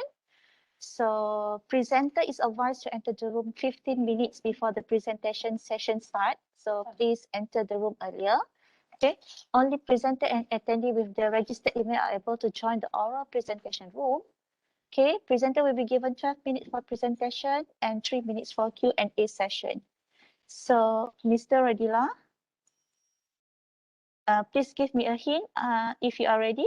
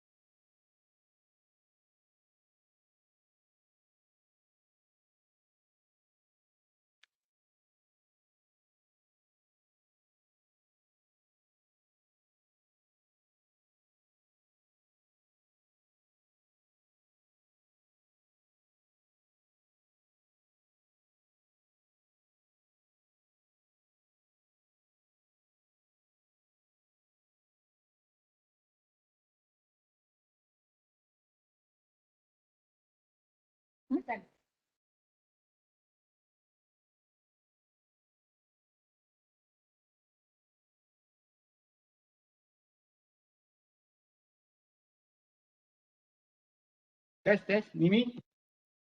Can you hear me? We can hear you. Okay, thank you. All right.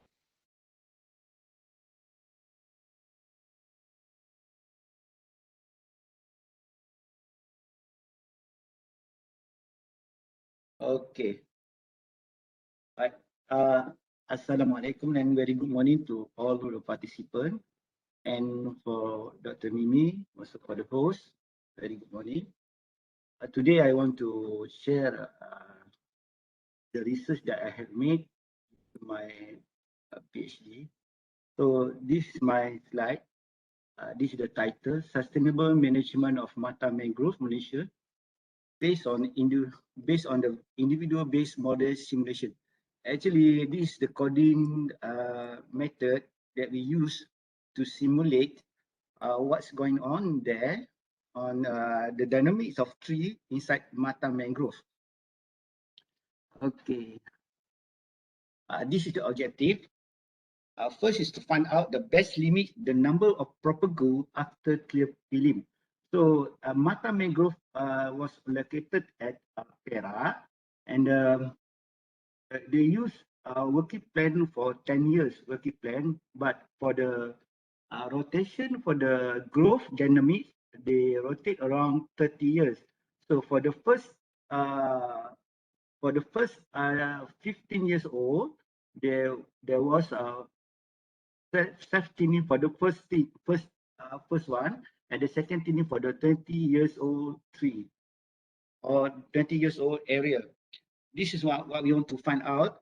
How many propagule that after 30 years rotation, the Mata Mangrove Forestry Department will let the area been 2 years without any planting. So they want to make sure that the replanted by naturally. But what I'm going to simulate was how much propagule that we need, that we have to put for the replanting by man-made after clear film. I want to help them for how much number, because it might be the mortality, the kind of death increase, on the environment setting there. And the second one is had the ongoing mangrove conservation and management effort to be more efficient and sustainable. As we know that when we talk about tsunamis recently, mangrove is one of the tools that we use to protect our shoreline changing, meaning to reduce the erosion. Right? And for the number 3, the objective for the number 3 was to apply IBM. IBM stands for Individual Based Modeling Simulation to evaluate the tree growth dynamic in mangrove, Mata Mangrove Forest Reserve. And for the number 4, my objective is to evaluate the mortality in managed mangrove. This is the area study at Mata Mangrove was divided by 3 areas. At the north was Kuala Gula, at the middle Kuala Sepetan, and at the south Kuala Tron. So I cover all the 3 areas from Kuala Gula until Kuala Tron. So, yes, this is the methodology. So there were 3 methodology that I used to get the data. First is the fieldwork methodology.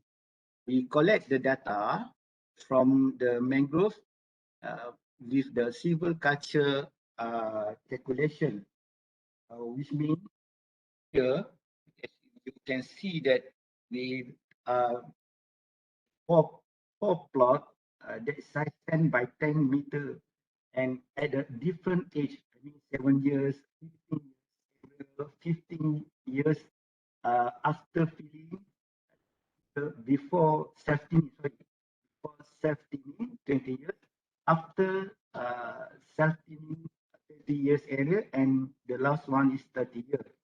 Also, the nutrient, we collect the soil to calculate or to measure the nitrate and phosphorus inside the soil. And the area also at the same area, 7 years, 15 years area, before 15-year area, after sustaining 20 years, for 20 years after, and last one is 30-year area. And then with the next methodology, we bring the data from the lab with mesoform model. Beat the mesoform model. Recently, mesoform model we name is we follow the Kiwi model that has been built by Lorenzo Fontalvo, 2003, I think. Then we have some modification from that model, and we built the new model called mesoform model. Mesoform model actually is the model that calculate or measure the field of neighbor. I mean the competition between them due to the size of crown.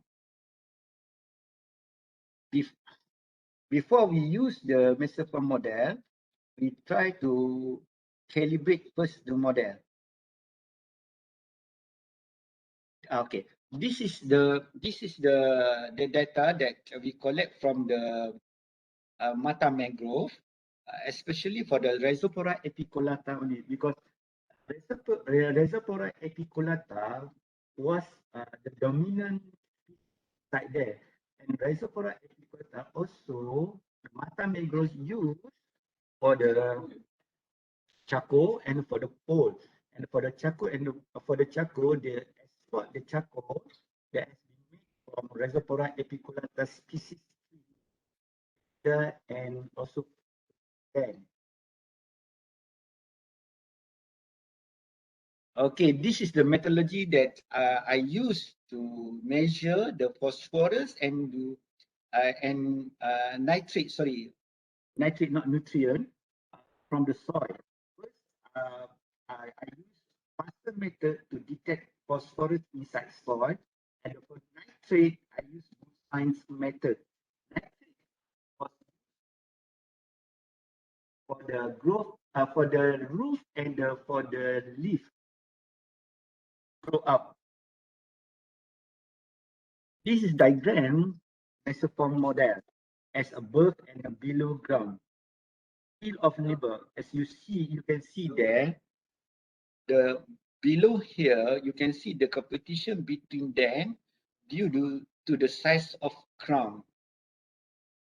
So which one is the best action that the tree will take to absorb either the nitrate or phosphorus from below and also the light from upstairs. I mean, as above competition and from the below competition. Okay, this is the diagram also that shown the crown of the size of crown that will be moved if they have the competition between them. They try to get more light upstairs and also more nutrient down there. All right, this is the parameter for the fitness before we calibrate, after we calibrate the mesoform model. this is the equation, and oh sorry, this is the I mean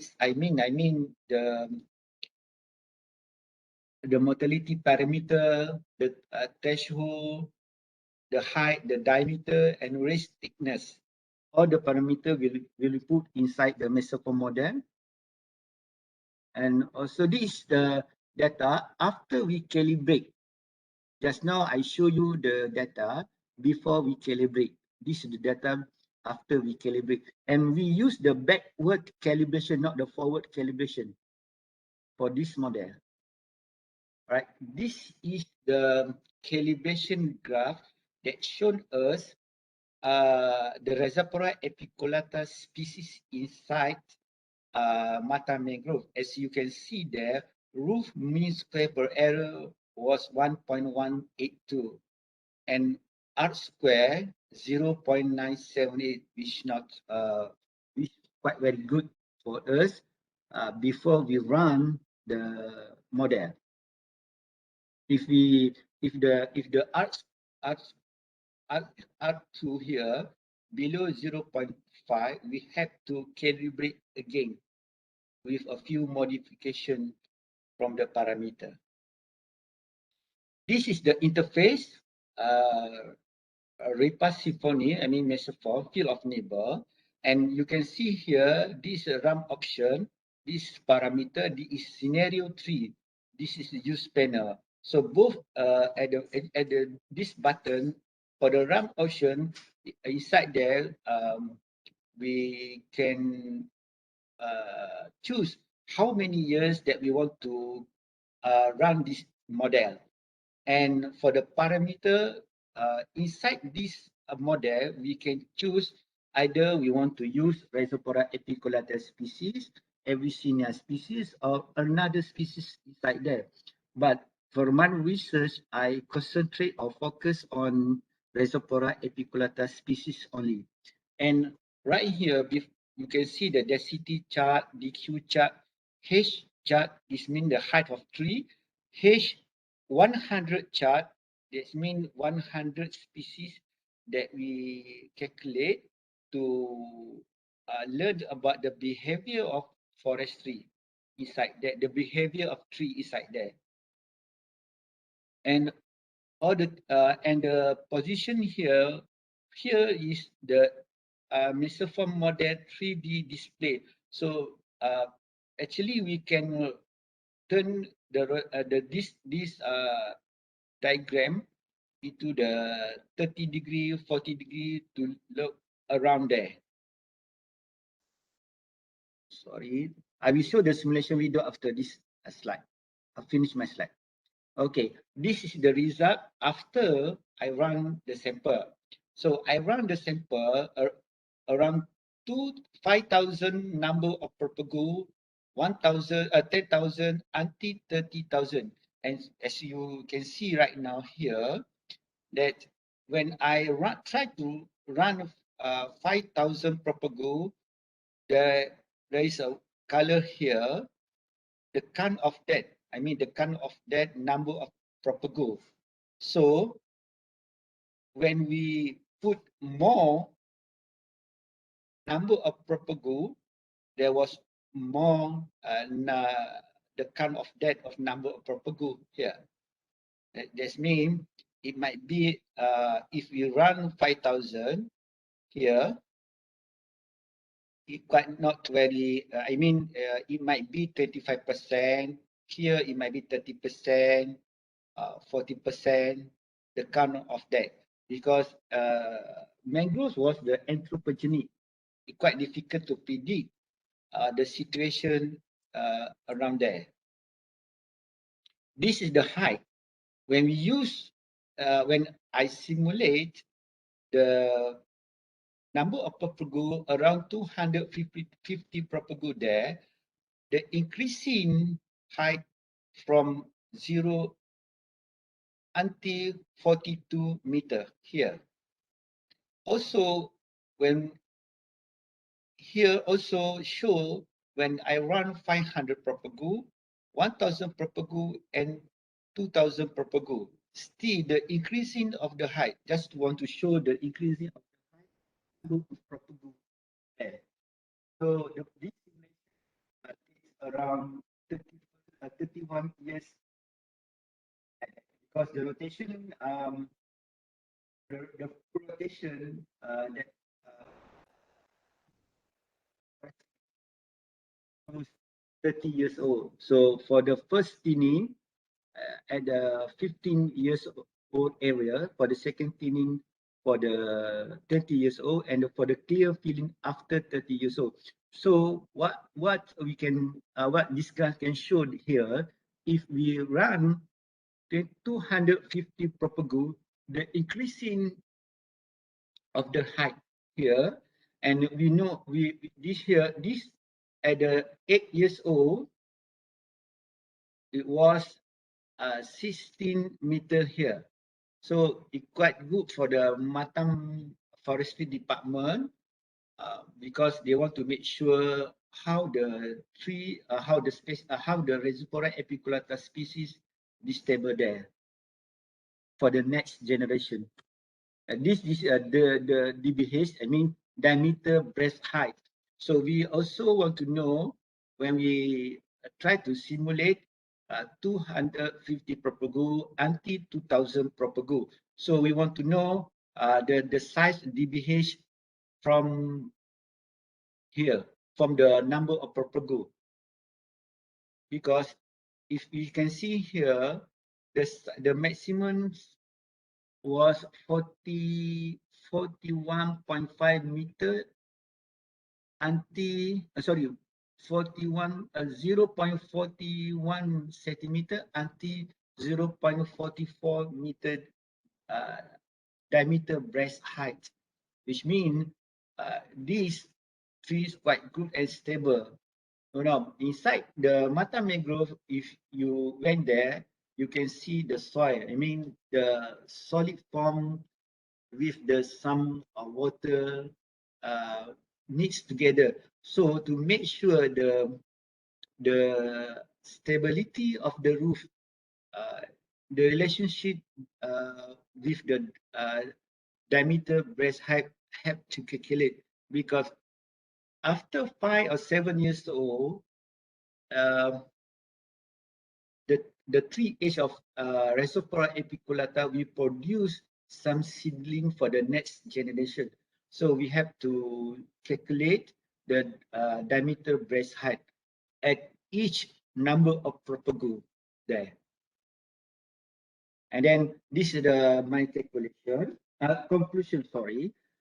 So from my conclusion here, the maximum height of the tree depends on the number of propagoo, which means something I can say that we put a lot of number of propagoo for the replanting for the next generation might reduce the size of height, the size of diameter breast height, which means this is not good for our economy charcoal here there, and other activity, and also for the ecology system there.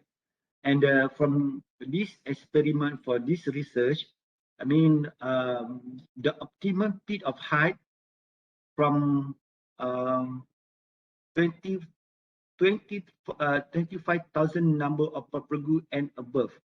I mean, it might be 34 meter high or 40, 41, something like that.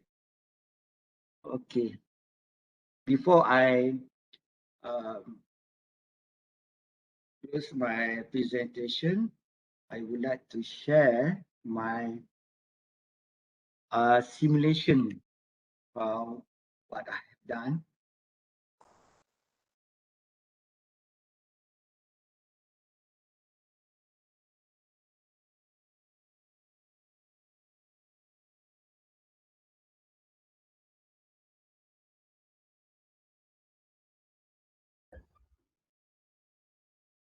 I have to stop sharing first.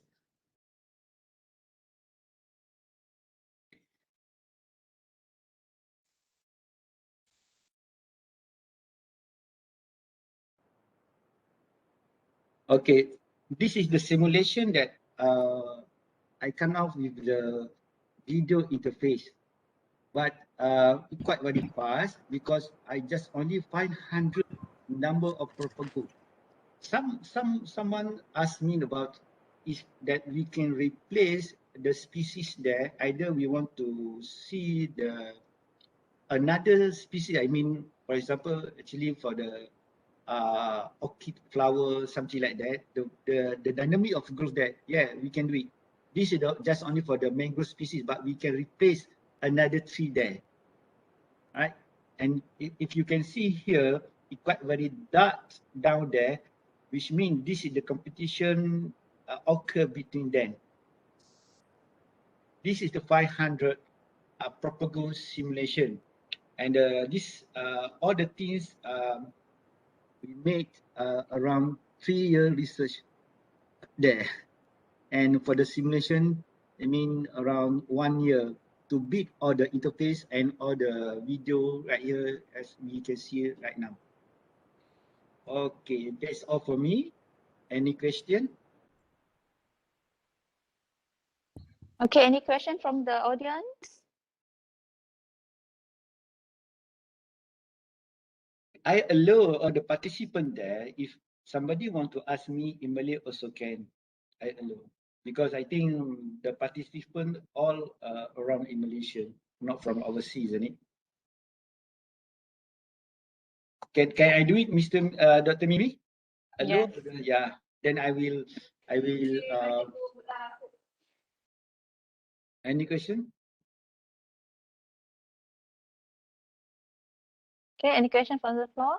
Okay, I think no question. Okay. Yeah. Thank you for your time all. All right. Thank you so much, Mr. Radila. Okay, bye-bye. so we are going to proceed with the next presenter. Okay, our next presenter is Mrs. Nur Adila binti Othman from SMK Sungai Rambai, Melaka, with the title The Use of the E15 Game Method on Tun Kudu TP Improve the Skills of Remembering Electronic Devices. Okay, we will start the presentation with the video recording. Warahmatullahi wabarakatuh. Good morning, everyone, and welcome to my presentation. First of all, let me to thank you, all my audience, to attend Third International Conference in Science, Technology, Engineering, and Mathematics 2021. Let me start by saying a few words about my own background. My name is Puan Nur Adila binti Osman, as excellent teacher in Design and Technology subject at SMK Sungai Rambai, Melaka. As you can see on the screen right now, my title is Use of E15 Game Board from to Tengkudu student to enhance remembering skill of electronic device. Go to another slide. Can you see the game board E15? Do you know about the E15? E stand for electronic. 15 stand for 15 electronic device in KSSM RBT Form 2. So the student can play start here and until the end of here. Go to another slide. In my presentation, I will focus on 6 major topics. Number 1 is introductions. Number 2, focus of the research. Number 3, research methods. Number 4, interventions research. Number 5 is finding research. And lastly is implications. Number 1 is introductions. I, as a teacher, having problem to teach students the skill of remembering electronic device. So innovation E15 from the game of checker to help me improve strategy in teaching and can help students to enhance their skill of thinking. I use reference author Junaida Jamaluddin and an author from the Kanoka Academic Conference 2016. As my audience know, I teach to Tunkudu is a last class. So I would like to help students understanding in the best way or methods I have. E15 able to train students in the process remembering electronic device. Number 2, focus of the research.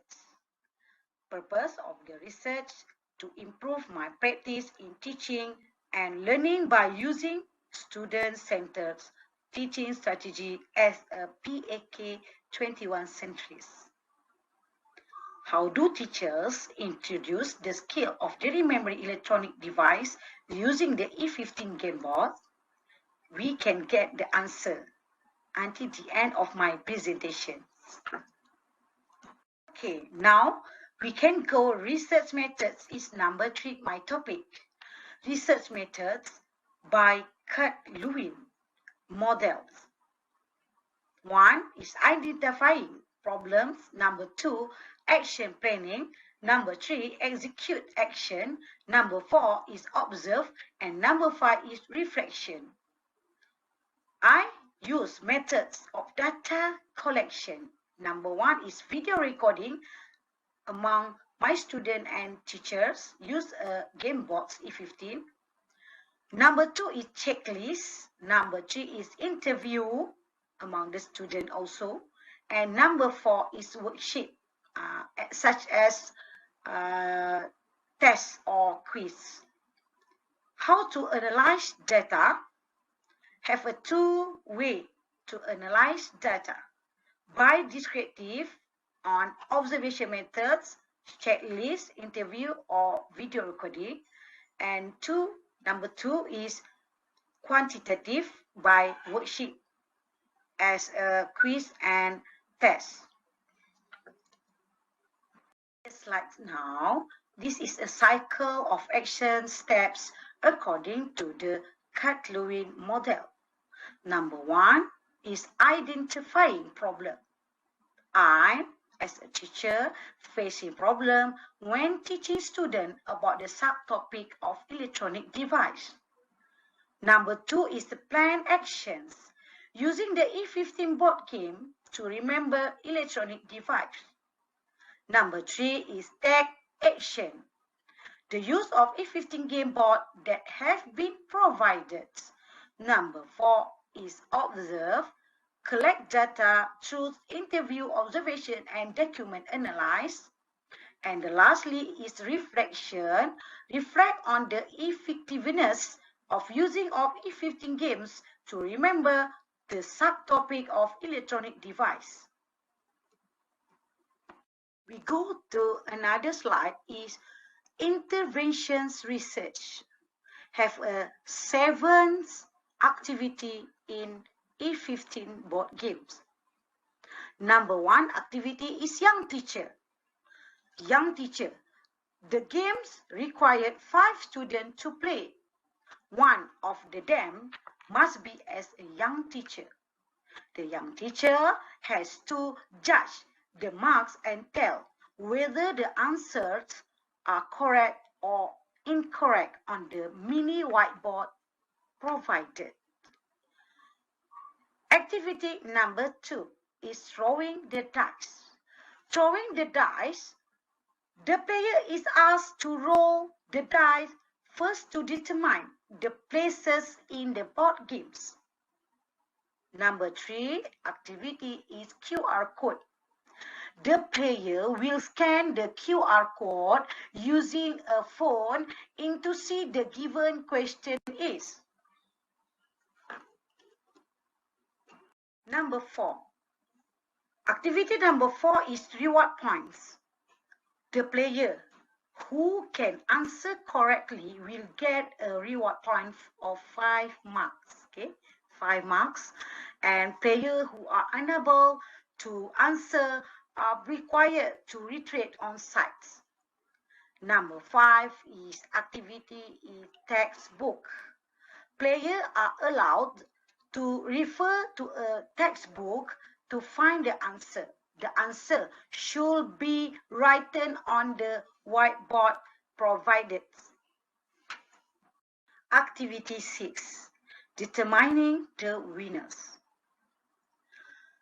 The game will be end until all players have stopped being box N.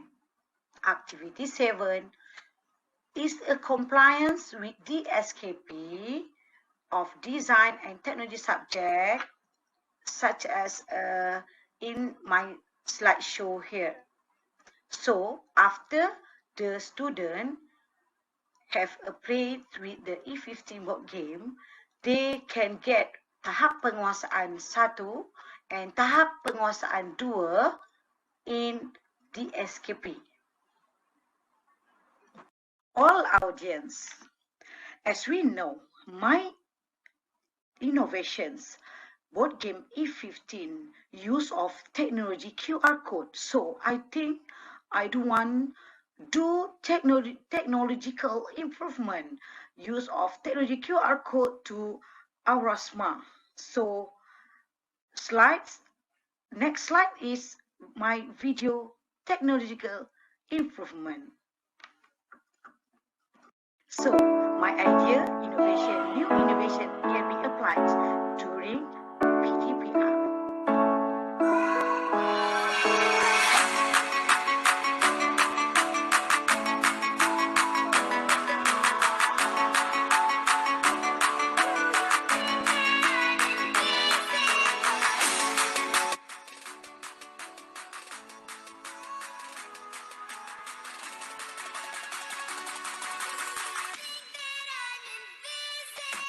Hurry up!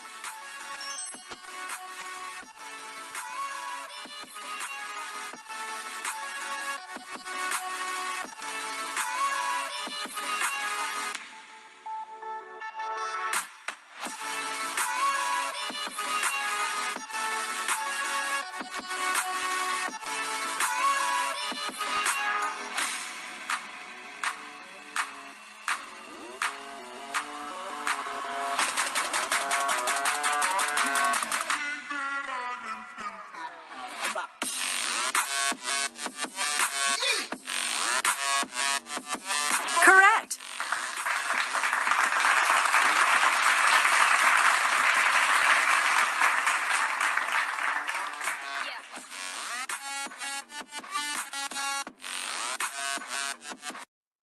Number 5 is finding research.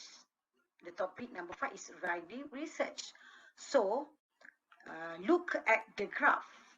This is a comparison of data before and after the E15 test. So this is a student and this is a test score. Test before, student 1 get 4 marks, and after the test, the student 1 get 55 marks. All my students have increased the marks after test E15 test. Reflection finding of research, the basic knowledge and skill of the subject should be emphasized so that students are able to understand more about the electronic device up to high-level thinking skill like software, Arduino, or MagnaCode programs. And the last one is an implication topic.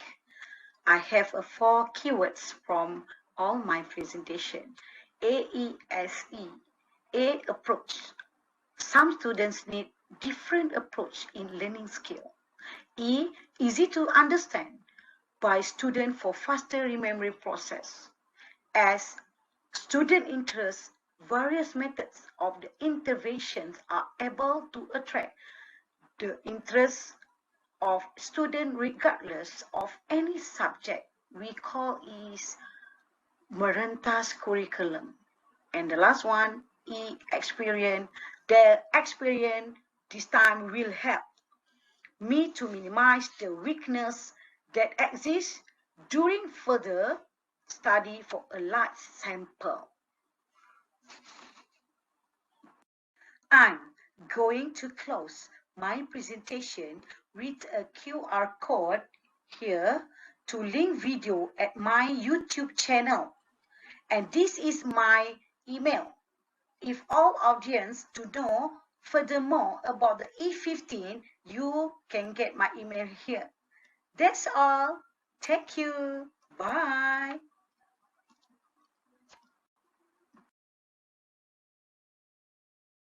Okay, thank you so much, Cikgu Noradila. Okay, now I open the questions from the audience.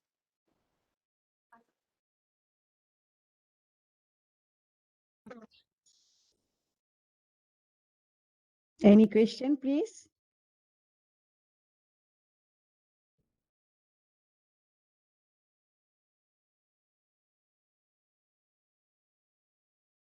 Assalamualaikum. Waalaikumsalam. I just want to know what application that Cikgu Norida used to create E15 games. Pardon? What application that Cikgu Norida used to create E15 games? Any Nur application? Adila, sorry. Nur Adila, me Nur Adila. Application, the games AE15 by using a handphone, right? She mean is the application that you use to create the game. Okay, the game I use augmented reality. Do you know about the augmented reality? So we application is software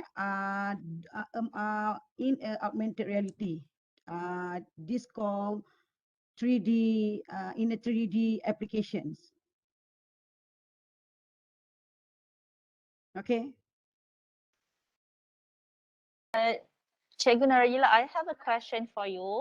Yeah. May I know how long do you spend to create the game? Huh? How long do you spend yourself, okay, for the preparation to create the game? Okay, to first time board games 15 like papan permainan do you see a papan permainan in my slide number 2. So this is 2019. I have an idea, and 2022 I launched myself with my students. So 1 year half 6 months. 6 months. Okay. Good. Yeah, very interesting, Cikgu. Okay, Yeah. so Thank you you. can see also from the comment. Okay, some Yeah. comment from the participants. Okay. Yeah. Is there any control group in the study from Mrs. Nur Haslinda Abdul Samad? Is Okay. there any control group in study? Yes. Means group in my class. Yes, right? It is. Okay, young teacher. Okay, I as a facilitator. So before I will introduce about the young teacher, and the games have a 5 student. So among 5 student is a leader, and I call is young teacher. I just a facilitator. Okay.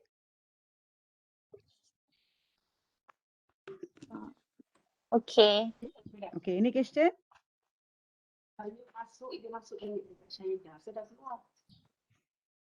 Okay, that's all from the audience. Okay, thank you so much, Cikgu Noradila. Okay, so okay, welcome. Okay, so thank you, everyone. So next we will have Dr. Nur Aifa. Okay, our first presenter. She will continue presenting from the slides. Okay, so Dr. Nur Aifa, are you Yes. ready? Okay, I'm ready. Okay. So before we start with our video, I wanted to sincerely apologize on the misshape that occurred. So we are going to start with the video. This video will eventually tell you the details on methods used in the results that we gain, the statistical data that we have proved, and also the justification and benefit from launching or introducing by BioRanch, a game application to the students. All right. Can I ask host, can you play the video, host? Video. Start video ni. Yes, host, can you start the video, please? Tu mak yang makan. Ni betul dah ni Amber. Hari jatuh kan. Tutup.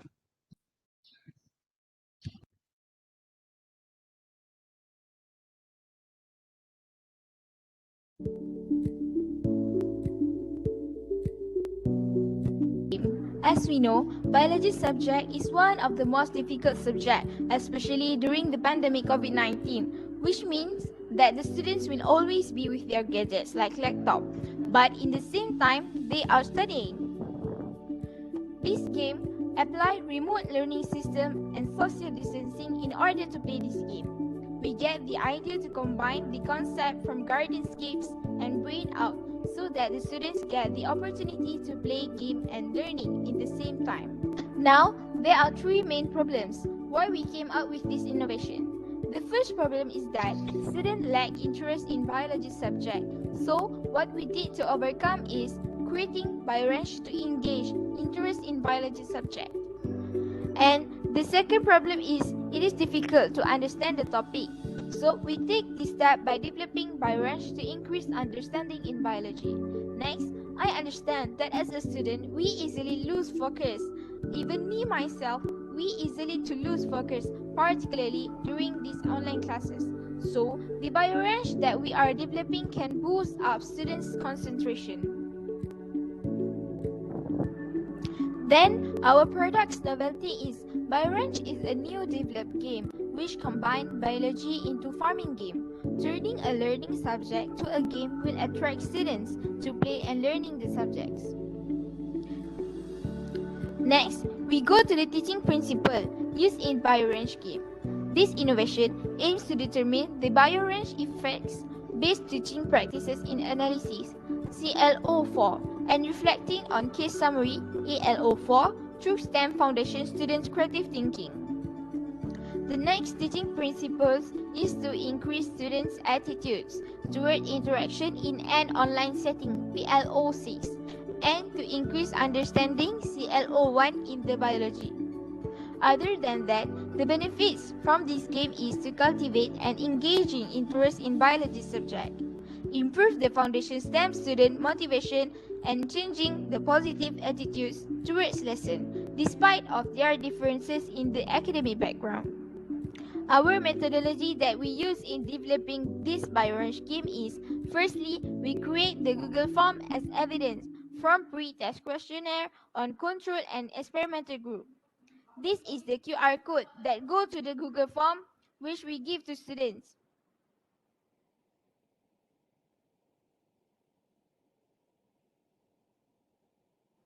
Next, the second step is we started to develop BioRanch game using Unity software, coding language C#, and Visual Studio version 2019. Next, from the Google form results, we insert the question based on the Google form in the game. Lastly, we launch BioRanch game with the questions related to biology. Here, I present you our methodology video.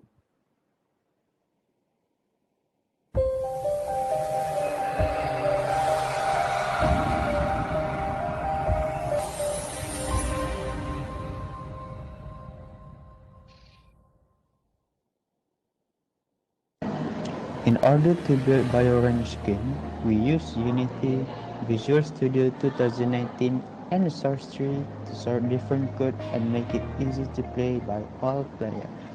Firstly, We make the user interface as the menu game and start to build the game with questions. Then, we combine games by the level that we've set up. Lastly, we create the sprite as the character and make it lively and can do the task given by the game. This is the script that we create to make this game. Now, as shown on the graph, there are 167% of increase of knowledge between control group and 92% on experimental group. Results indicate that the control group have shown a significant positive probability less than 0.05 impact, with an increase by 92% interest toward biology subject after second attempt of playing BioRange. Thus, H1 is achieved. For pre-test control group, 3 over 10 people can answer the question set, while post-test 8 over 10 people can answer the question set. For experimental pre-test, 10 over 20 people can answer the question set, while post-test, 19 over 20 people can answer the question set. Lastly, the scientific results shown that experimental group and also control group show a positive impact in students' interest in biology subject and increase their knowledge. This game is also suitable to be played during remote learning system or during COVID-19. Our expectation is that hopefully this game will be suitable played even pandemic is over. This is the milestone process in developing BioRange game.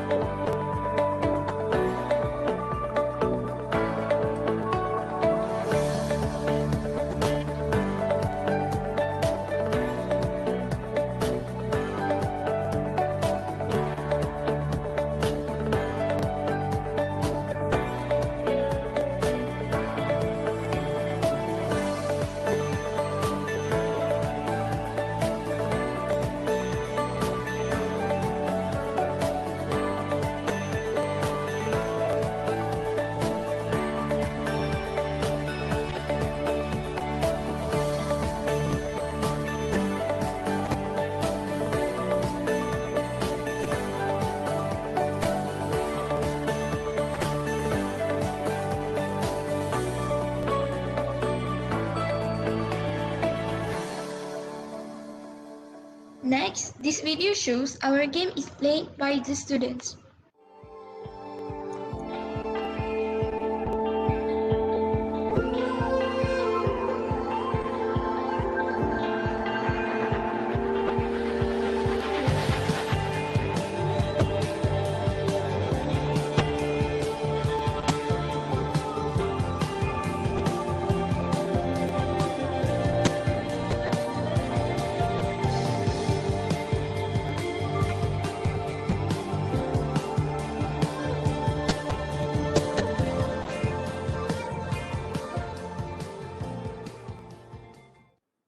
This is our references for this game. Thank you for listening. I hope you enjoy our innovation and our product. Now, we open for any questions. Okay, thank you very much to Mr. Chaperson and host. Right now, I'll be sharing with you a slide. This slide will show you that these are the references for the slide presentation apart from what was given in the references in the games that we applied. And the outcome of the study would be that the BioRange, which been applied, has somehow improved STEM Foundation students in terms of their creative thinking ability based on the effect-based teaching practices whenever we are giving them a case summary. And then the results from the data analysis shows that there is an increase of positive attitude despite of genders, because we did on genders there were no differences in genders, meaning that genders did not really play a significant role, but it was on attitude itself. And that lastly, what we had, and that BioRanch has increased understanding on terms of biology fundamental based on final assessment analysis result that we receive at the end of the year. That's all. Thank you very much. Thank you, Mr. Chairperson. So if there's any questions, I will be happy, glad to answer.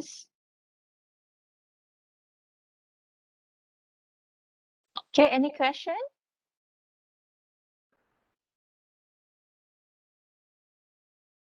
All right. So no question from the floor.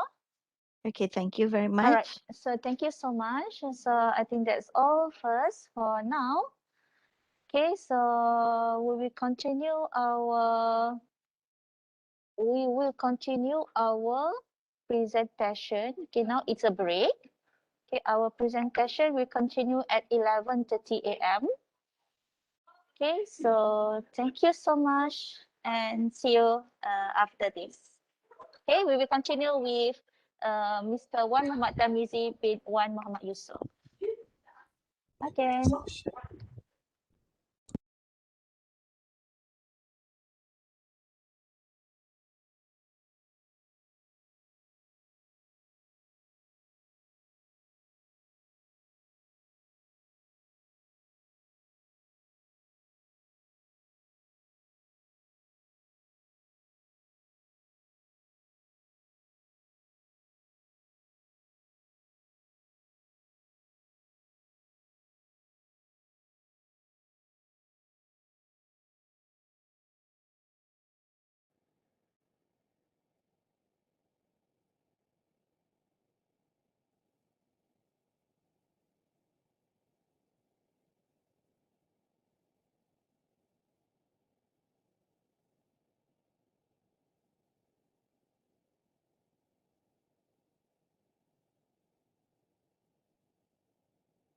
Okay, don't forget to write down to complete or fill in the attendance given in the chat room.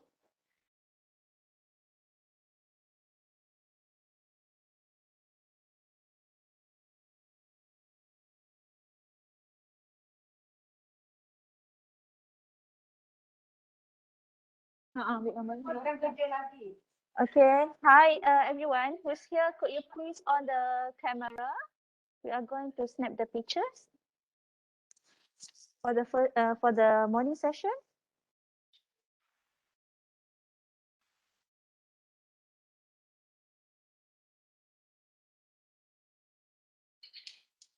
Easy tak?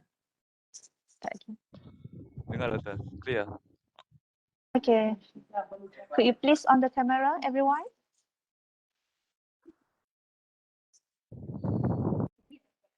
Kejap. Saya tak buka.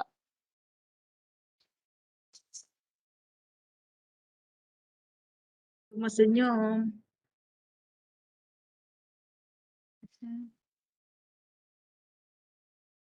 Okay. All right. So, Mr. Faizal, are you here? Could you please take the pictures? Miss Chitala Chumi.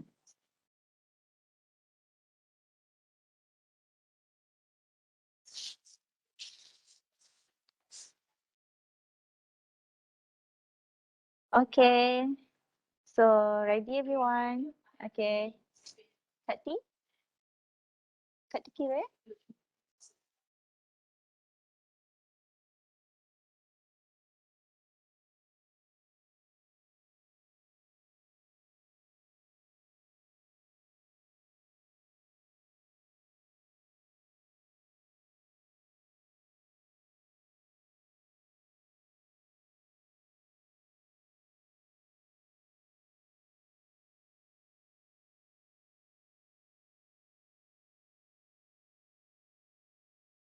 Ready everyone?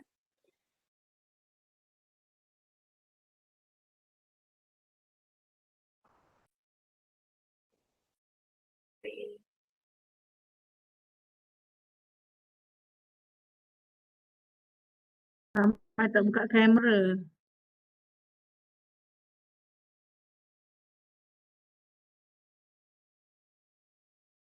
Sampai tak kamera lah, Mi. One more.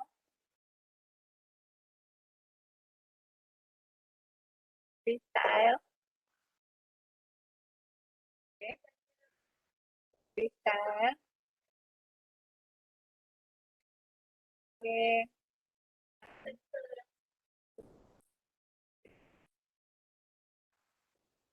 Okay, good.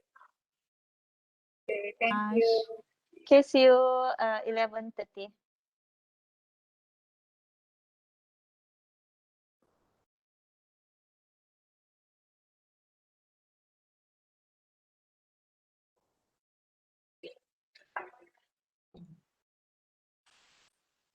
Rodila, kau ada mic lebih tak? Aku nak masuk room 1 nak dengar budak tu present. Dia room berapa budak tu? Room 1. Tak nama dia? Room 2? Aduh. Dia room berapa budak ini? Cuba cek.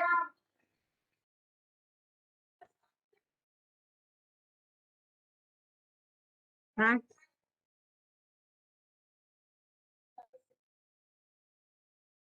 Alah, aku senang je. Aku telefon je Nina. Nina tolong cek.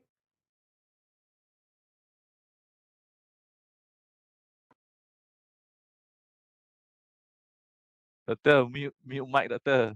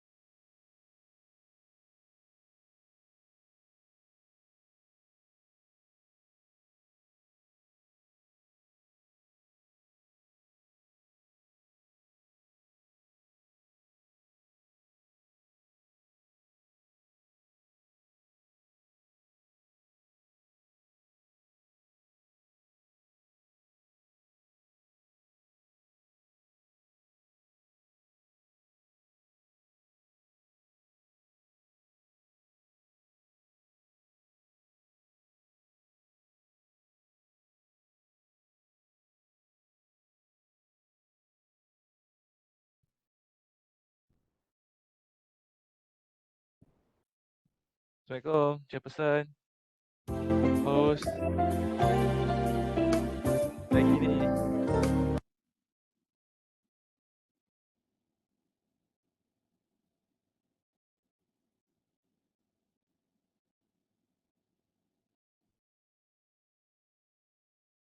Saya boleh share slide Macam mana? Cik Tamizi, Ya, sekejap. saya. Cik Mimi tak ada lagi ni. Tapi saya share dulu sebab nanti bila datang kita boleh Oh, start dulu boleh, boleh, terus. boleh. Ke nanti ada apa-apa lagi? Tak ada kan? Tak ada rasanya. Okey, saya share slide saya ya. Okey, terima kasih Cik Mimi.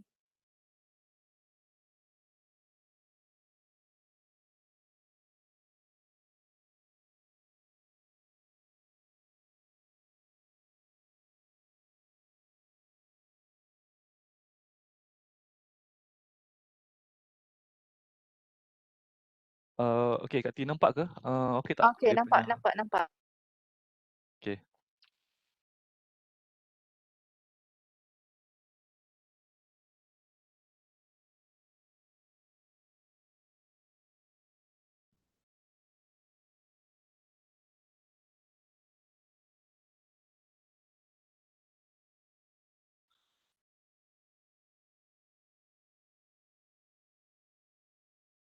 Oh, Kak T. Kak T. Ya, ya. Muzammil ganti Mimi. Dah, dah. Dah apa ni, dah jadikan panelis. Oh, okey. Ha. Okey, so Muzammil macam mana? Okay, Assalamualaikum. Alhamdulillah. Salam. Good morning. Okay, to all. Okay, so Mr. Tamizi, so you want to let me share Yes, first okay. the So, role. Assalamualaikum. Okay, you can start lah. Alright. Okay, Assalamualaikum and good morning. Okay, Assalamualaikum. Okay, I am Wan Muhammad Tarmizi, Wan Yusof from Pusat ICSTEM. So I want to share what I have done so far on the study for robotic programming for special needs student, deaf. Okay, murid berkeperluan khas, pekak lah, okay, towards advanced technology teaching.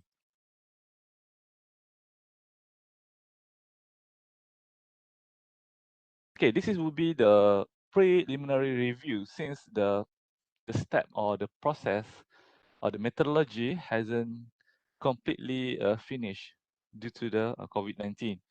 We're supposed to finish this study by December last year, but due to COVID, we couldn't have any contact with student, especially this special needs student.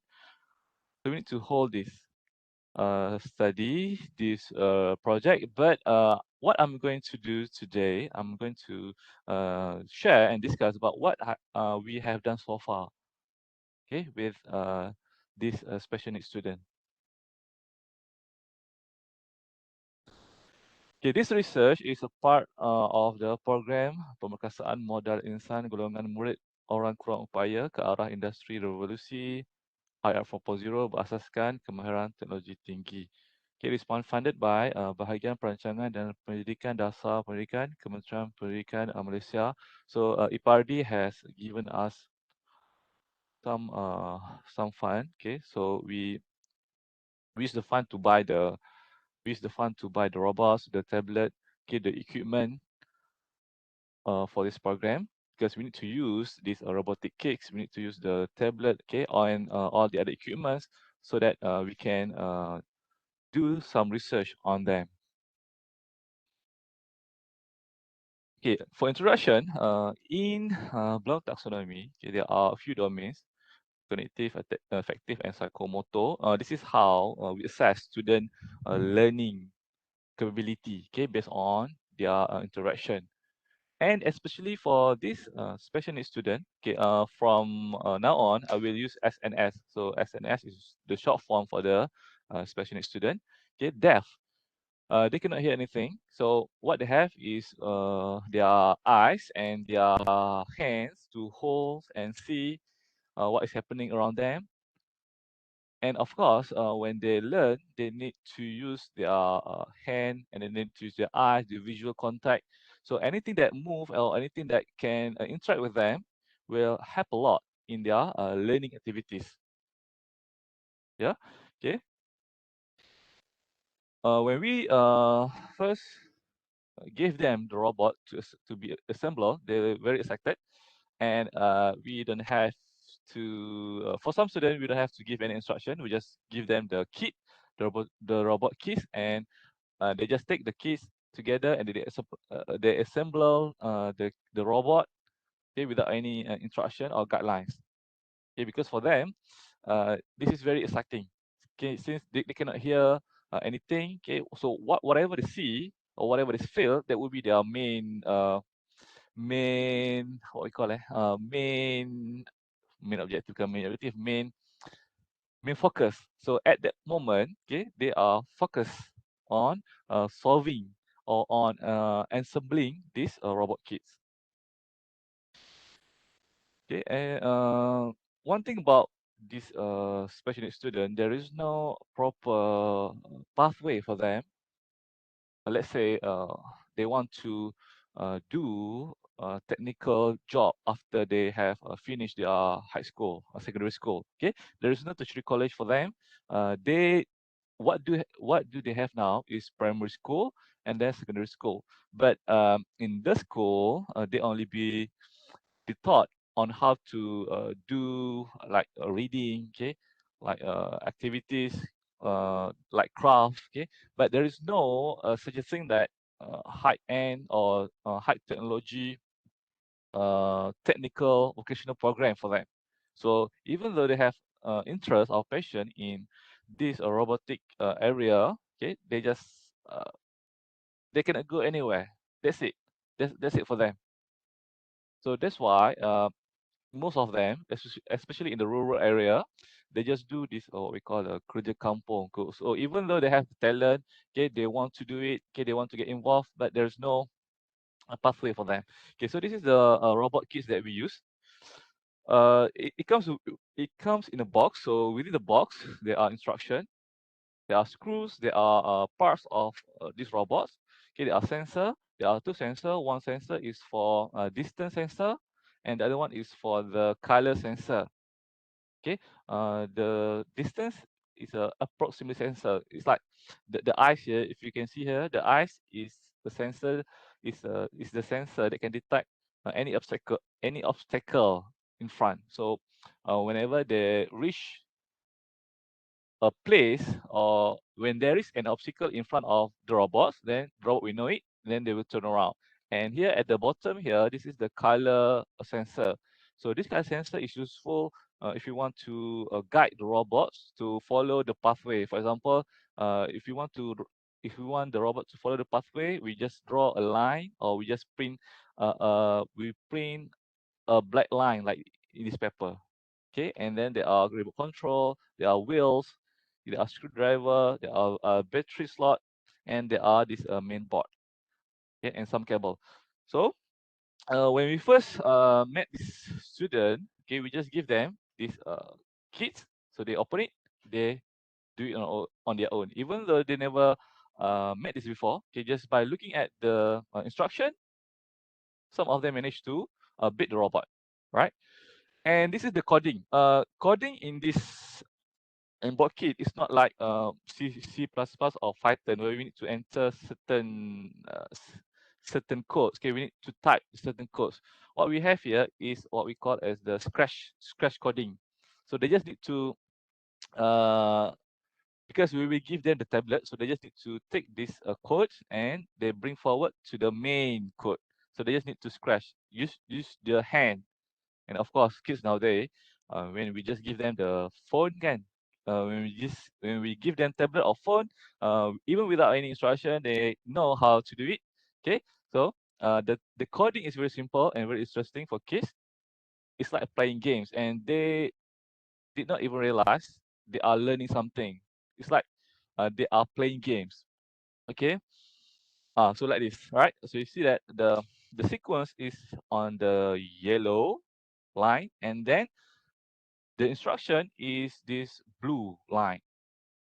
So the student can just take this blue line, okay, align it together, and then they give some instruction. For example, here like wait 0.5 seconds before proceed to another line of action.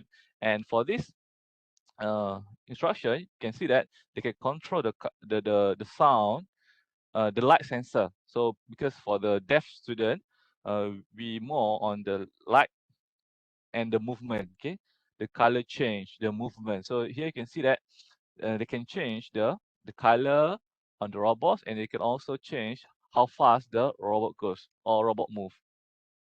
So it's not just for the special needs student, even for normal student, this is very exciting. Okay, and finally, if they have completely tried all the tutorial, okay, they can program a robot to play football like this. Okay, problem statement.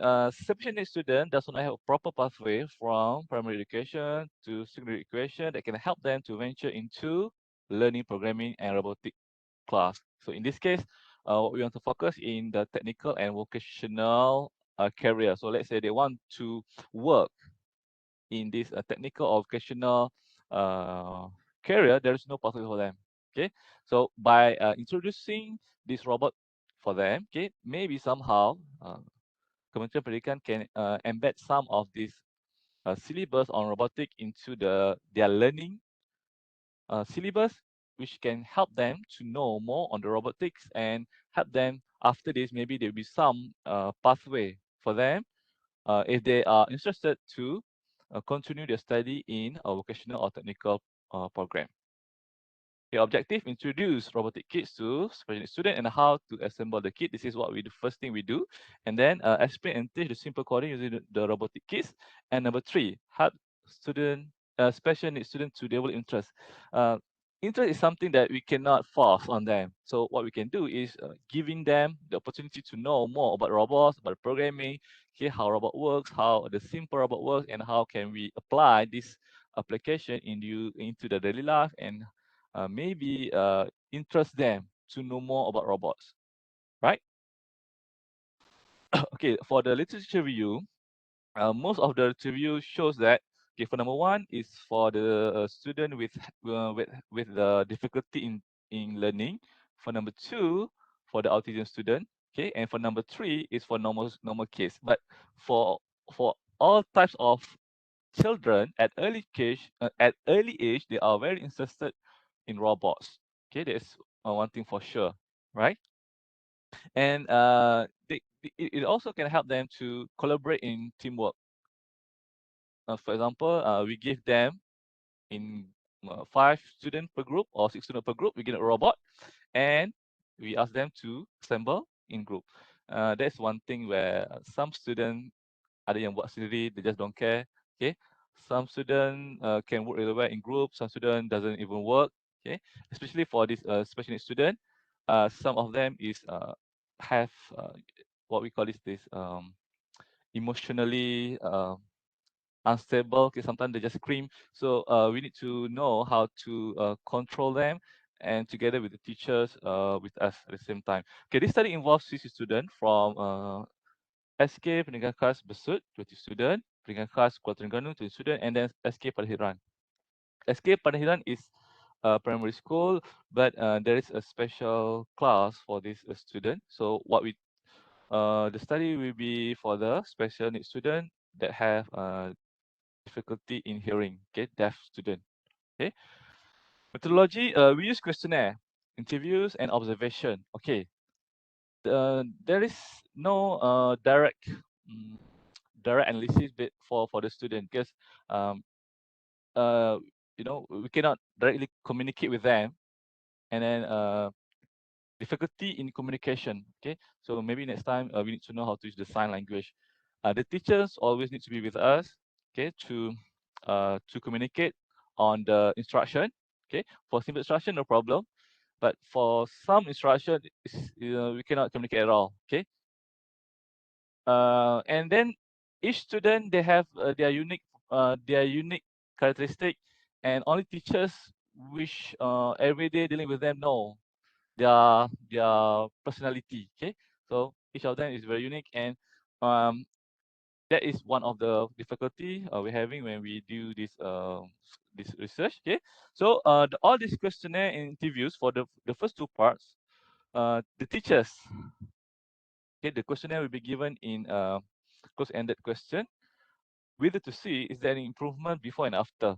Okay, and then for interviews, teacher will give feedback after each session. After this, I will explain about the session.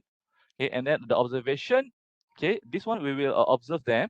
We will observe them during the session on their emotion, ability to follow instruction, and then the time taken to finish the task.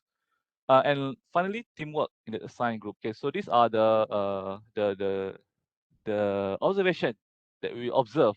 Okay, and then there are four phases. Phase 1, introduction, engineering. Phase 2, okay.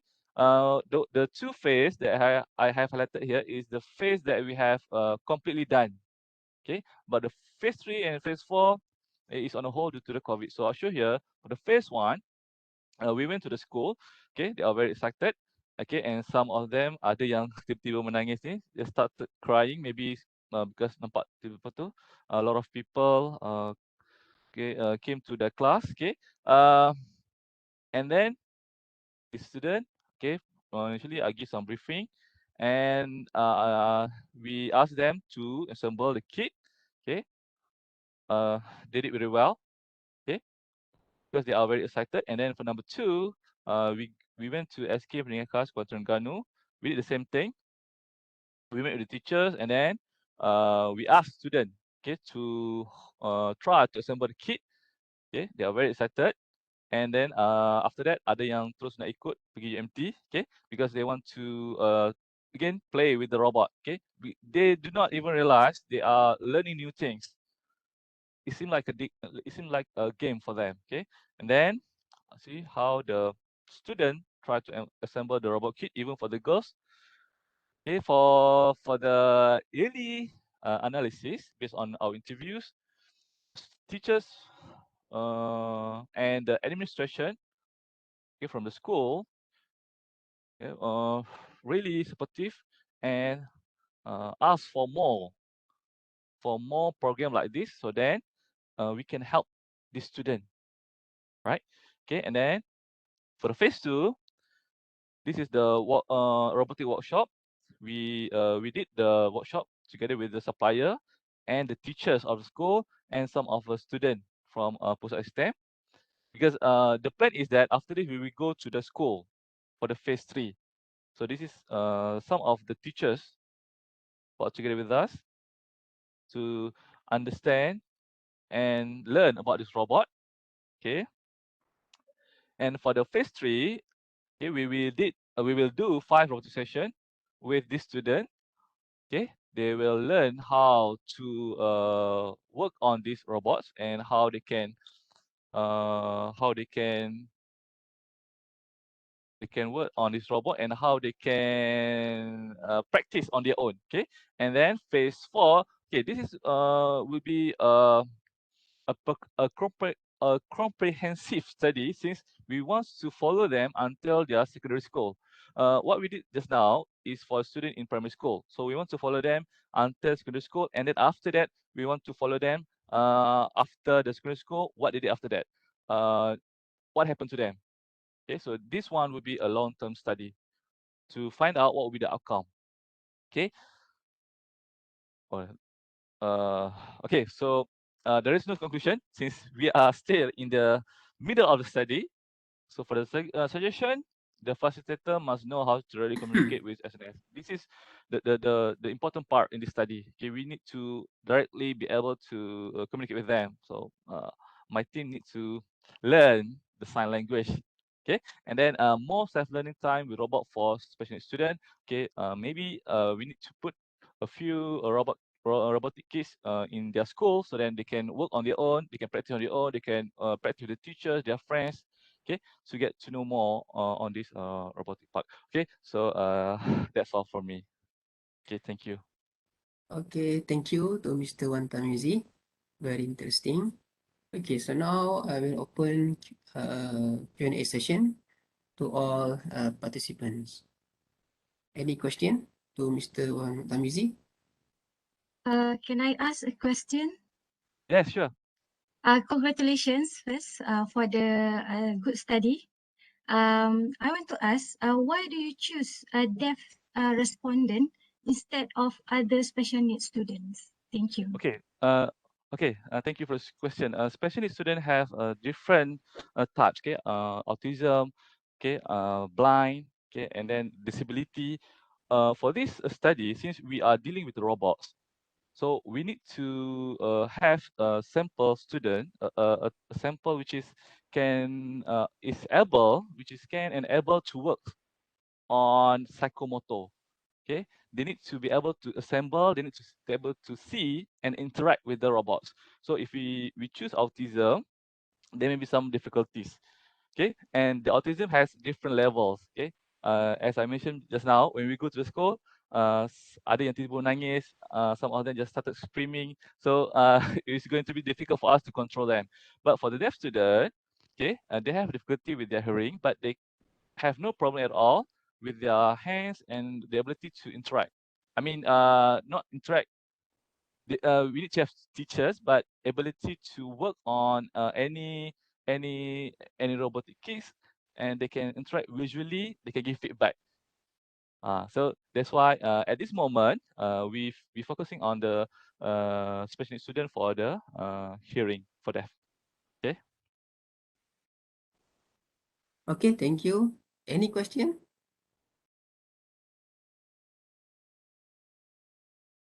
I'm Swati. I want to ask question.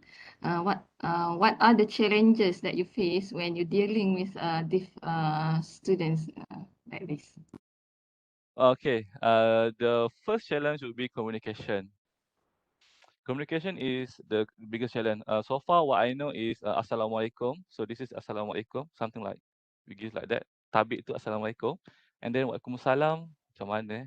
Saya ingat dah lama dah. So that is the first thing. But they are when we use sign language, they are very excited. It's like we try to communicate with them. Okay. So communication it will be the biggest obstacle. If we can overcome that, okay, we can get close to them and it will be better in this research. Okay, since that will be the limitation, if we can remove that variables, I mean the communication variables, then we can focus only on this how to develop their interest in robotics. I think other than that, of course, as I mentioned before, each one of them has a unique characteristic. Okay, if we just see them today, we do not know how they react. Okay, some of them is very open. Okay, they are friendly. Some very fragile, very volatile. Kan tak boleh nak communicate sangat. They will just cry ke apa ke. But that's my biggest my team biggest obstacle, communication with them. All right, thank you. Okay. Okay, so I think that's all for Mr. Tamizi. So now, okay, thank you, Mr. Tamizi. Okay, so now we proceed to the next presenter, OBP 25, Mrs. Nurhazlina binti Abdul Samad, Pro SMK Syekh Haji Mas Said, Negeri Sembilan. Okay. Okay, you can start now.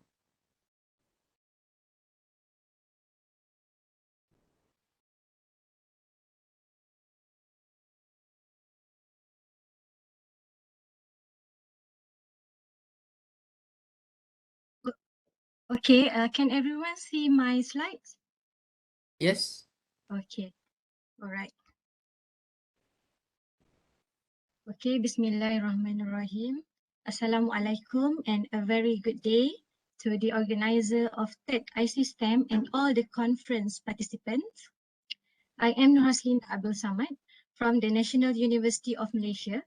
As a presenter of this conference, I would like to present an article entitled A Framework for Computational Thinking Chemistry Instruction. Okay, through this article presentation, I will discuss about the introduction, computational thinking, learning theory, development of C-Think 4CS squared module, conceptual framework, and conclusion.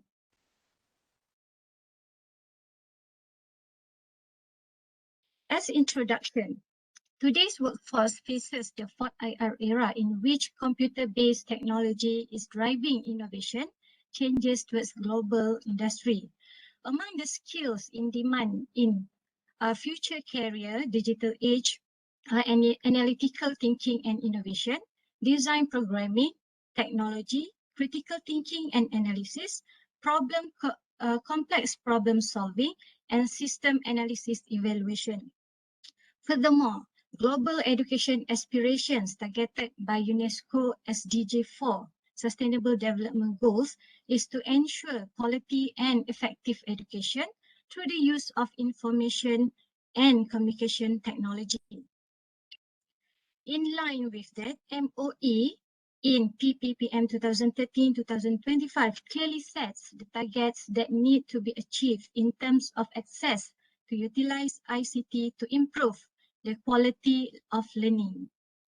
And computational thinking is identified as a basic skill that will be used by the world in the middle of the 21st century. There are issues and challenges. Malaysia faces challenges in producing competent students in STEM. This is from the aspects of general examination, which is student achievement in SPM chemistry is moderate and less encouraging. From the aspect of international evaluation, the achievement of Malaysian students in science and mathematics is still below the international average for PISA and TIMSS.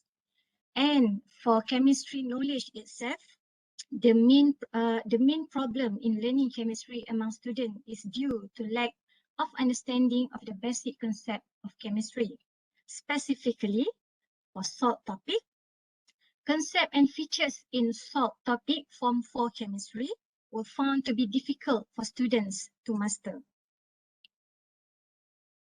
Based on the issues and challenges, a needs analysis was conducted and to investigate the difficulties of teaching and learning in Form 4 chemistry among the teachers and students. Based on the needs analysis that has been conducted, it is found that topics of acid, bases, and salt, okay, are the most difficult topic, all right? Okay, so as we can see here, the mean scores for acid, base, and salt topics were the lowest mean. So salt topic is the most difficult for students to learn and taught by the teachers, for students and taught by the teachers. And these findings are in line with the other studies by Lay and Kamisah 2015 and Lee and Kamisah 2010. Okay, other issues and challenges. Students who are competent in STEM also need to master computational thinking skills. Computational thinking skills are still at a moderate and unsatisfactory level. This is because of the limitations and constraints faced by the students on computer hardware, internet connection, and programming language. And also, the lack of skilled and trained teachers in CT and computer science has led to misconceptions in computational thinking created by the teachers. And computational thinking research in the school setting is still in the early stage. Therefore, a study needs to be conducted to develop a module of salt topic based on the concept of computational thinking to improve achievement of chemistry and computational thinking skills. The module is known as C-Think 4CS² module. The discussion continues with the concept of computational thinking or CT. CT is skills that formulate problems by reasoning and coordinating knowledge and concepts to solve real problems. It is a fundamental skill for everyone and should be added to every child's analytical ability, putting CT as the 3 R's basic skill in school, which are reading, writing, and arithmetic. And this research focused on 4 main computational thinking skills, that is problem decomposition, pattern recognition, abstraction, and algorithm. Now let's look at the definition of each city skill. Decomposition, breaking down a set of tasks or problems into smaller and manageable parts. Pattern recognition, identifying pattern in characteristic, processes, or relationships within a task or problem to structure knowledge and solving a similar task or problem with the same strategy. For abstraction, it is highlighting necessary details and eliminating unnecessary details to understand a task or problem better. Algorithmic thinking, presenting the solution in solving a task or problem as a set of step-by-step instruction. Okay, activities that can be carried out with CT concept consist of unplugged activity and plug-in activity. Unplugged activity is the activity which do not require the use of programming by software or digital devices. It is suitable to introduce students to CT before they take part in any coding or programming activities or any advanced activities. For a plug-in activity, it is using computer programming activities such as Scratch and Python, and it is identified as the most common strategy to teach CT skills in schools. Okay, so the learning theory used in this module is constructivism theory, which is students constructing their own knowledge, and constructionism theory, which is learning through making or learning by making.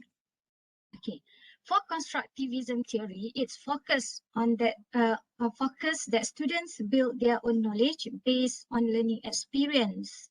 The theoretical framework of constructivism was influenced and developed by many figures, especially John Piaget, John Dewey, Vygotsky, and Maria Montessori. Based on Piaget, adaptation is the process of assimilation and accommodation. Do we believe knowledge is gained from the experience in life, whereas Vygotsky state that learning is influenced by the social environment and the role of social interaction. And Montessori believed that teachers should act or serve as facilitators. From the aspect of constructionism theory, which is introduced by Pepper in 1971, providing students with the activity of designing and making products with hands-on and meaningful. Students involved with production of artifacts or meaningful products. Learning by making have shows on how the idea is formed and transformed, and learning is not a reconstruction of knowledge and knowledge transfer. Development of C-Think for CS² module is developed by using instructional design model, ISMAN model, which is from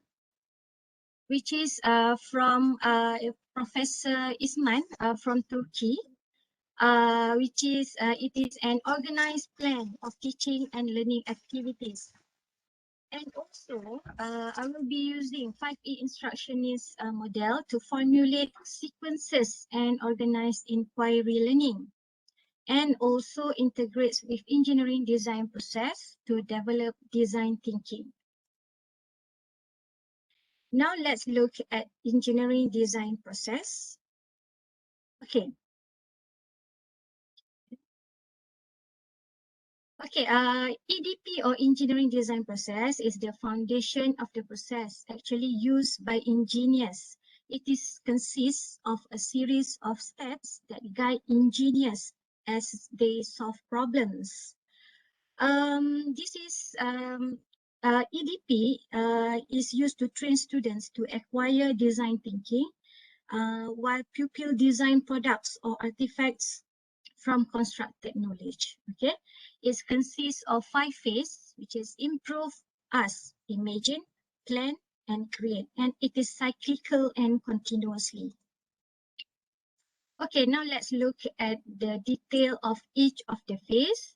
For improve, a product has an aspect that is problematic. That is the problem that driven the students to design the product. As phase, define an engineering type of problem. In imagine phase, students brainstorm ideas collaboratively. Plan phase, students choose the best idea and sketch it out, make a list of materials. Create phase, when students start to build or to make a prototype of the design. And improve, is there a problem? Meaning, is there any problem to the prototype? Maybe they should to redesign the prototype. Okay. Okay, now let's look at the implementation of Setting for CS Squared module in a classroom or in teaching and learning. For example, of a set of 5E instructions for the topic solve, subtopic qualitative analysis. In the first phase of 5E instruction, engagement, students are shown with some types of salt. Students are asked the physical properties of the salt, which is color and solubility in water. So the CT skills involved in this activity is pattern recognition. For the second phase, exploration, students carry out experiment to investigate the color of the salt and their solubility in water through structured inquiry. The CT skills involved in this phase is algorithmic thinking. The third phase, explanation, students share the findings of the experiments with friends and teachers. Teacher explain the concept of soluble salt, colorless salt solution, and colored solution using the formula of the ions present.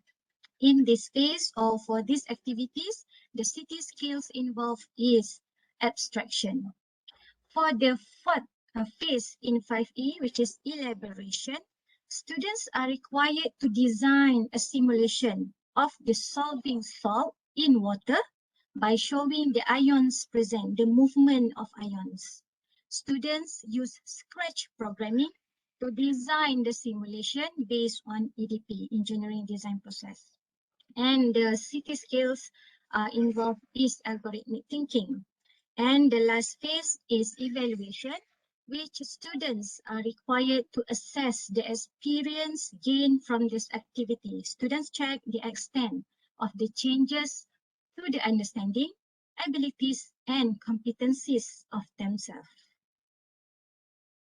And the conceptual framework. Okay, this module, Setting for CS Squared module, is developed based on theory of constructivism and constructionism, and with the concept of computational thinking, and integrated with 5E instructional model and engineering design process by hoping to enhance conceptual understanding in chemistry, especially for salt topic, and to develop computational thinking skills. For conclusion, Setting for CS Squared was developed to improve students' performance in salt topic and foster computational thinking in teaching and learning in formal and systematic ways. It integrates the strategies of teaching and learning and interdisciplinary approach through design activities.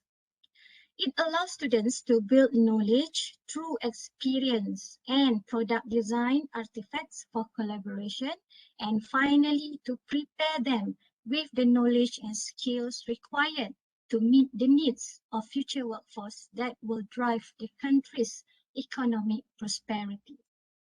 That's all from me. Thank you very much. Okay, thank you to Mrs. Nasrinda. Okay, so now I will open Q&A session. Any question?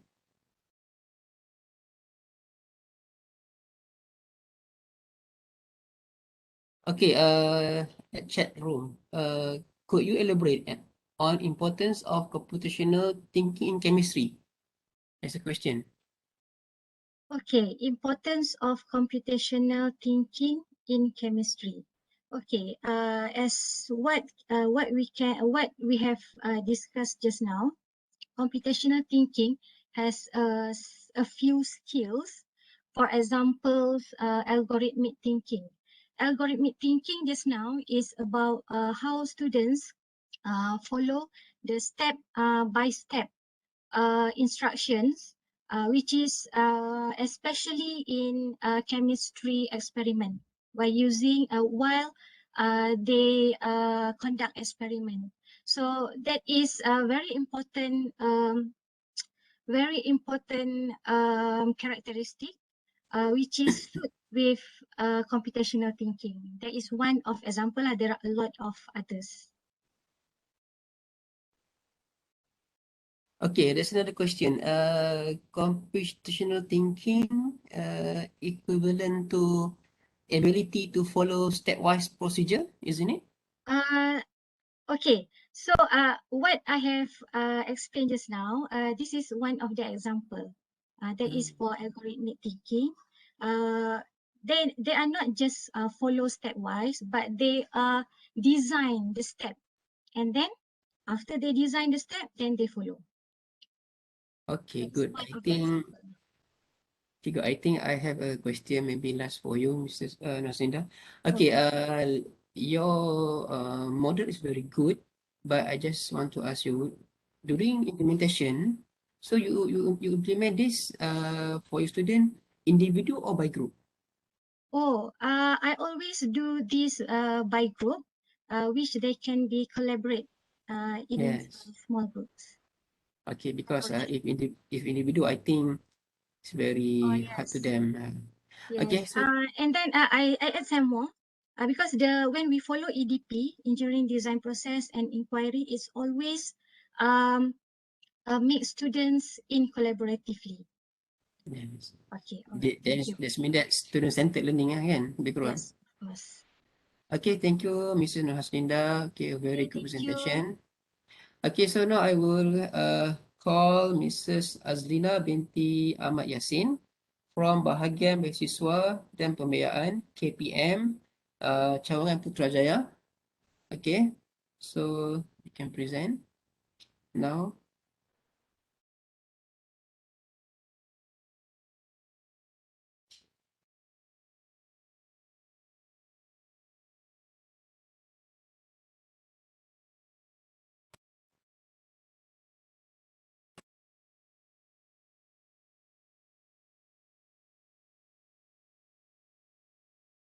Okay, can you see my slide? Okay, clear. Okay, thank you. Okay, Bismillahirrahmanirrahim. Okay, Assalamualaikum warahmatullahi wabarakatuh. I'm Azlina binti Ahmad Yasin, a PhD Mathematics Education from UPSI, and my teams, Associate Professor Dr. Rahida Masri, and also Associate Professor Dr. Mazlini Adnan from Mathematics Department, Universiti Pendidikan Sultan Idris. Today, I want to share with all of you about basic teaching models for mathematics subject based on moral value in STEM education and need analysis. Okay. Can you see my slide? The second slide? Yes, yes. Okay. Can proceed, Doctor. Okay. So, refer to the National Education Blueprint. The important agenda in the National Education Blueprint has highlighted 11 shifts to achieve the goals of improving the education level in 21st century to prepare, assess, to increase quality of education for all students to fulfill the needs and improve the quality of STEM education approach to strengthen the learning of STEM. And refer to the Sustainable Development Goals for 2030 UNESCO. The main goals of UNESCO is to ensure that quality education is inclusive and equal, and provides a lifelong learning opportunity to everyone. UNESCO also puts their priority on improving the quality of education and learning, which emphasize the needs to improve the quality and innovation through STEM education. And why I'm focusing on teacher. Yeah? A good quality teacher can make the learning process more interesting and create a creative and innovative lesson plan based on moral value. At school, teachers are the closest and play important roles as role models in the student education. They are expected to be able to plan, to teach, guide the moral value among students to shape their manners, akhlak, and characters. An issue or the problem, yeah? Okay, based on the finding of Shamila, Shamim, and Cik Zarina 2020 and Shuhada 2015, the total statistical cases of crimes recorded by PDRM showed an increase in the crisis of moral value among the students. The statistics from the Jabatan Perangkaan Malaysia 2019 also showed that the total crime cases of the children in 2018 were 5,295 cases were recorded. This is at an alarming rate among youngsters, and it will give a significant effect on the development of the education, economy, politics, unity, and well-being of people in Malaysia. The moral values not only works as a small contribution in teaching and learning anymore. And why I'm focusing on moral value? From this basic teaching model based on moral value, it is hoped that it could help teachers to prepare students to be holistic, excellent in academic, especially for maths, have the skill of STEM, and well-mannered, akhlak, character, refer to the national education philosophy and education philosophies of teachers. And for literature review, I combine the Islamic model with the Western model. I'm referred to the Al-Ghazali 2014 from Kitab Ihya Ulumuddin. He emphasized on sincere, love, teach clearly, give advice, teaching refer ability of student and practice knowledge. And also, I'm referred to Ibnu Maskawih, 1994, from Kitab Tahdib wal Akhlaq. He also emphasized on akhlaq, wisdom, justice, moderate, brave, and generous. And for the Western model, I'm using the 5E models by B 2006 that focus on STEM, and also teacher can plan their activity to make sure their student can engage, explore, explain, elaborate, and evaluate. And mapping the 50 elements for moral value, I refer to the 6 resources. They were from Al-Ghazali, 2014, Ibnu Maskawih, 1994, Zahra Hussein, 2017, Asmawati Suhaid, 2009, Saidah Siraj, 2007, and 17 moral values from Ministry of Education, 1990.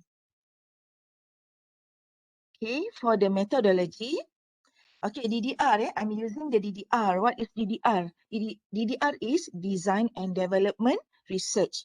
Refer to the Ritchie and Klein 2007 and Saidah Siraj et al. 2020. For DDR, DDR have 3 phases, 3 main phases. The first phase is need analysis. I'm using the interview. So today I'm focusing on only the need analysis. But for the second phase, phase 2, design and development, I will using the fuzzy Delphi method and interpretive structural modeling to get the consensus from the expert. And for the third phase, for DDR, is evaluation. I'm using the survey. I will use the survey for the mathematics primary school teacher. Yeah? Then refer to the McKillip 1987 stated that the need analysis phase includes the step of identifying and evaluating the needs that the researcher wants to investigate, which shall determine the findings are the intended. And the process of identifying and analyzing the needs are also known as the process of identifying the problem that exists and ways to solve them. There is three common way to conduct this need analysis. The first one, using the face-to-face interviews. Second, interview via phone calls, and the third one using questionnaire. And for need analysis, I'm using the semi-structured interview. Okay, this is the findings and discussion. This is the demography of the informants. I'm using 6 informants. Okay, as you can see, the experts have more than 10 to 36 years of experience in education field. Okay, as you can see, field of expertise, head of National STEM Center, mathematics professor at university, model developer in Institut Pendidikan Guru, mathematics professor in pendidikan guru, and also mathematics teacher, mathematics resources teacher, guru sumber matematik, from different places, Putrajaya, Kedah. And all the chosen informants from the mathematics expert, STEM expert, model development expert, and mathematics resources teacher of primary school. And validity of this interview using 3 experts. They are expert of language, content, and qualitative. And the validity of this interview transcription was verified by the 6 informants after they recheck the full transcription and they sign it. In addition, I recorded the online interviews via WebEx, make full transcription, coding, and after that, categorize them into the thematic themes. Okay, so based on the verbatim analysis of the transcription, all the informants agreed that there is a need to develop a basic teaching model based on moral values in STEM mathematics subject for primary schools. And we can see from the informant 1, B26, okay, the needs. We indeed need, very much needed. Firstly, we lack teaching mathematics using hands-on technique, and more if what more if you want to embed values. Thus, it is good that you suggest developing this model. And from informant 5, B9, there is a need to develop this model to help the teachers conduct their teaching and learning in schools. Honestly, responsibility and trustworthiness should be considered to be made. Teaching and learning and other generic skills should be embedded into the teaching and learning too. And from the informant 2, B93, I think you should develop one. So you will come up with one model that emphasizes values and moral, so it can be used by all the teachers. It is a novelty. And from the informant 6, B8 and B9, yes, in my opinion, this model needs to be developed to give a holistic understanding to the teachers in Malaysia. With this model, the teachers can adapt it to better plan and execute their teaching and learning of STEM mathematics based on values and moral.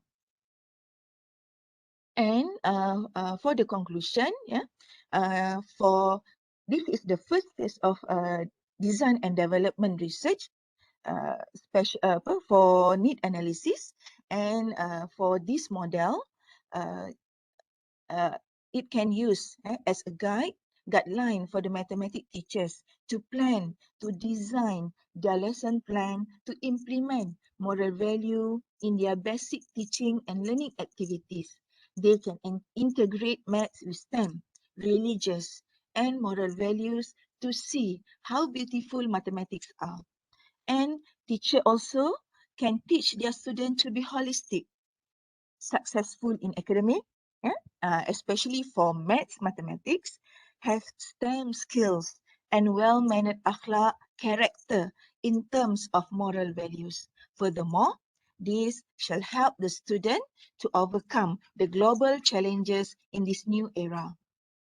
And last, for the conclusion, for this need analysis, all the 6 informants agreed that there is a need to develop a basic teaching model based on moral value in STEM mathematics subject for primary school. Okay, with that, I thank you.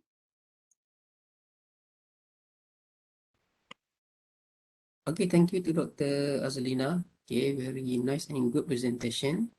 Okay, so now I will open Q&A session. Okay, as usual, to participant. Any question?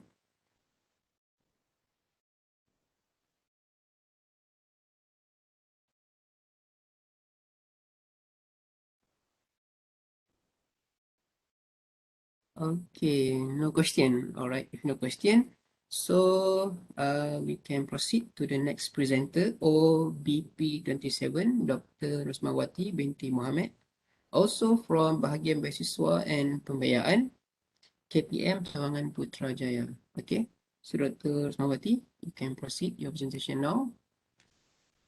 Do I need to present my own slide or already? Kejap, Kak T, ada tak Dr. Rosmawati punya slide? Okay, so we play for you, Dr.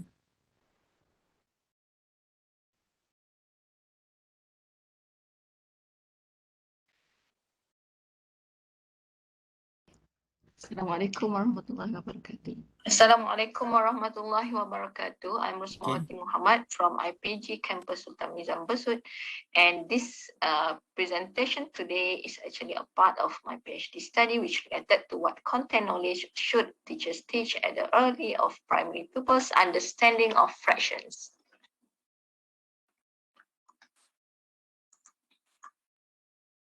These are the table of contents which related to introduction, problems and issues, content analysis framework, and also fraction content knowledge. Introduction. Fraction is important because it is a foundation for propositional reasoning and requires pupils to think logically, intuitively, and analytically. However, previous researchers have pointed that fractions are one of the most difficult topics to learn and to teach. Problem and issue related to fractions difficulties. One of them is whole number bias. Other than that, fraction comprised of several subconstructs, which include part whole, subconstruct, and measurement subconstruct, and also tasks used to assess fraction magnitude often allow the use of alternative strategies. There are a few factors that contribute to these issues, which related to textbook representation, teachers' teaching, and pupils' understanding. But today I'm going to focus on teachers' textbook analysis and teachers' understanding, teaching. And this issue related to textbook teaching based on previous studies from Carr et al. They found that American textbook emphasize conceptual first, followed by procedural. However, Turkish and Korean textbook emphasize both simultaneously. However, how teachers use textbook for instruction is still not well understood. This drew attention from expertise in ICME that I've attended last month. And since furthermore, consistency was found between teaching practices and textbook feathers. And it is also found that most common research attention, which textbook content determines what is taught in classroom. Therefore, in content analysis framework, I'm using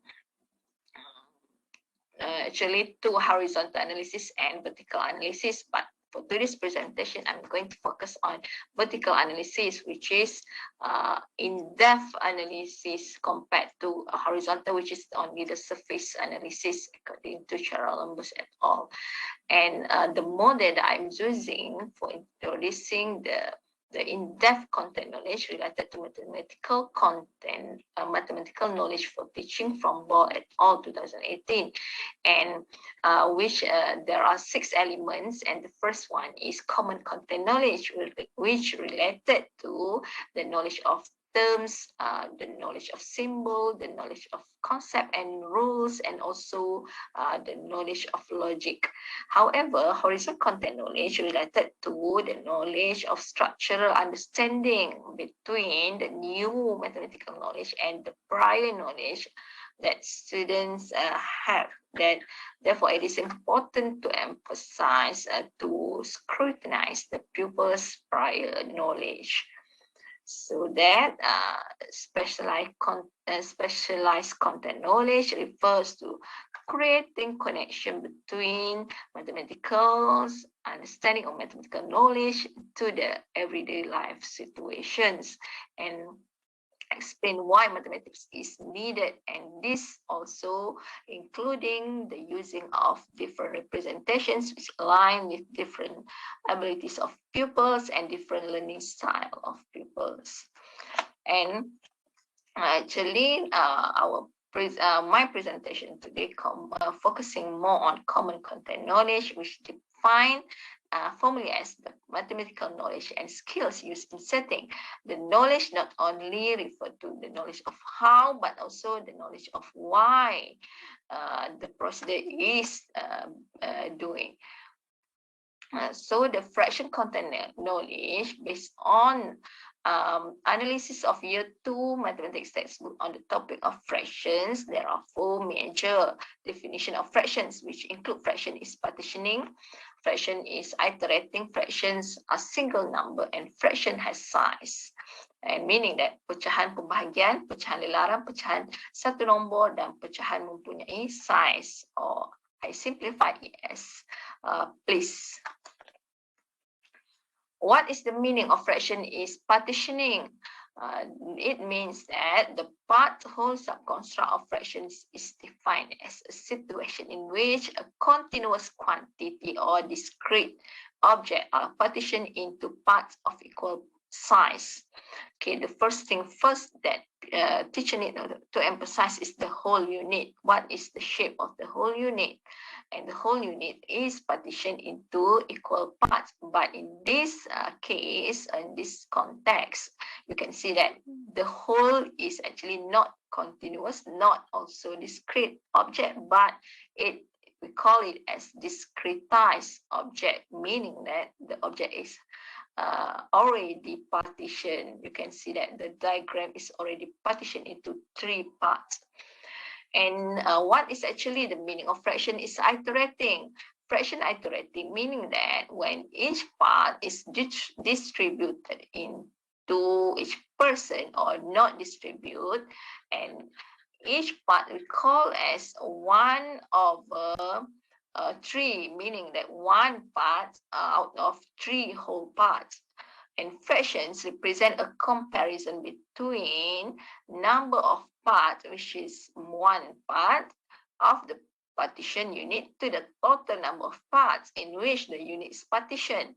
And from this perspective, the numerator of fraction must be less or equal to denominator, meaning that which refers to the proper fractions, whereby in textbook year 2 emphasize the proper fraction or the part whole subconstruct from the whole partition. But for the topic of fractions in year 2, they emphasize more on from whole to the parts, not parts to whole. But you can call it as part whole representations of part whole subconstruct.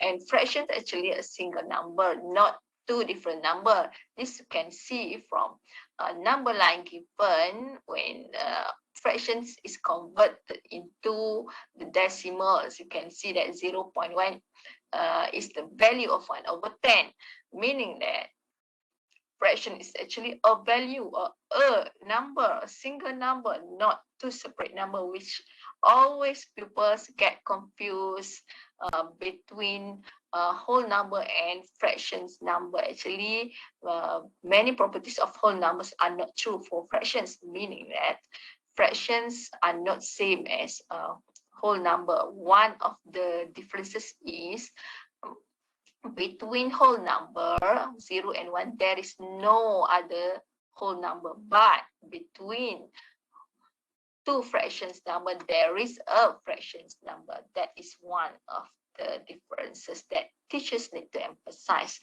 But when using numbers lines actually are recommended for both helping learners to understand that fractions are single numbers, because at the same number line we can see the whole number and also the fraction number. At the same time, people will understand or can tell them to make differentiation between whole number and fractions number. And the third one is fraction has size. What the fourth one is fraction has size. What is actually fraction has size, meaning that we can compare fractions using the diagram, or not only using the symbol, but it is encouraged to use draw figures illustrating the size of the fractions, meaning that when comparing two fractions, which one is greater or which one is larger, it is encouraged to use the same whole unit of fractions. The unit whole should be equal for both fractions representation. With that, when we shaded each part, pupils are able to see the differences above and below, which one is the larger and which one is the less. Okay, however, in text we also emphasize the using logical terms, which if pupils want to compare equal denominators, it is mentioned that if both fractions have equal denominators, the fraction with larger numerator is larger. And second, when equal numerators case, if both fractions have equal numerators, the fraction with smaller denominator is larger. And these logical terms quite confusing here to pupils. That's why it is encouraged teacher to use the diagram, whether the rectangle shape or circle shape. But when compared to rectangle and circle shape, in textbook emphasize more on rectangle shapes, and the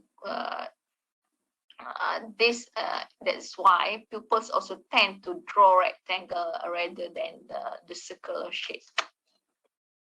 And it is also emphasized the using of number line, but in year 2 to draw number line is quite limited, because and comparing fractions using number line is quite limited, because fractions are usually used when convert to decimals, and because fractions using denominator 10 quite more emphasized in year 2 mathematics textbook. So what is actually the fractions about? There are 4 major themes and 4 major concepts that need to pupils understand, and teachers give pupil understanding related to fraction, which related to fraction is partitioning, fraction is iterating, fractions a single number, and fraction has size. And this concept to understanding able to understand the fractions better, because fractions relate to the relational understanding, not which concern to the conceptual meaning. When pupils understand that 1/2, they need to understand the meaning behind 1/2 itself, so that they're able to make connection between numerator and denominator, not the two separate number. We actually need to understand that 1/2 is one number for fractions. And it is important also because fractions are quite close to daily life, and it is also related to daily life. If you have further inquiries, you can also email me. And that's all from me now. And thank you for your attention. Okay, thank you to Dr. Mawati. Okay, very good presentation. Okay, and again, any question from participant?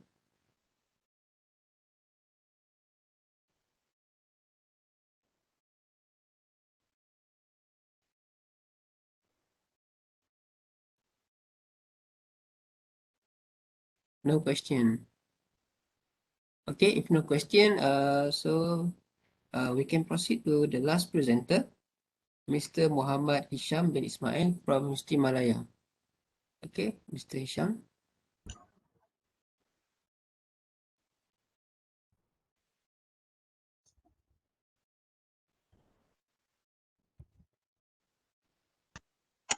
Okay, Assalamualaikum and hi.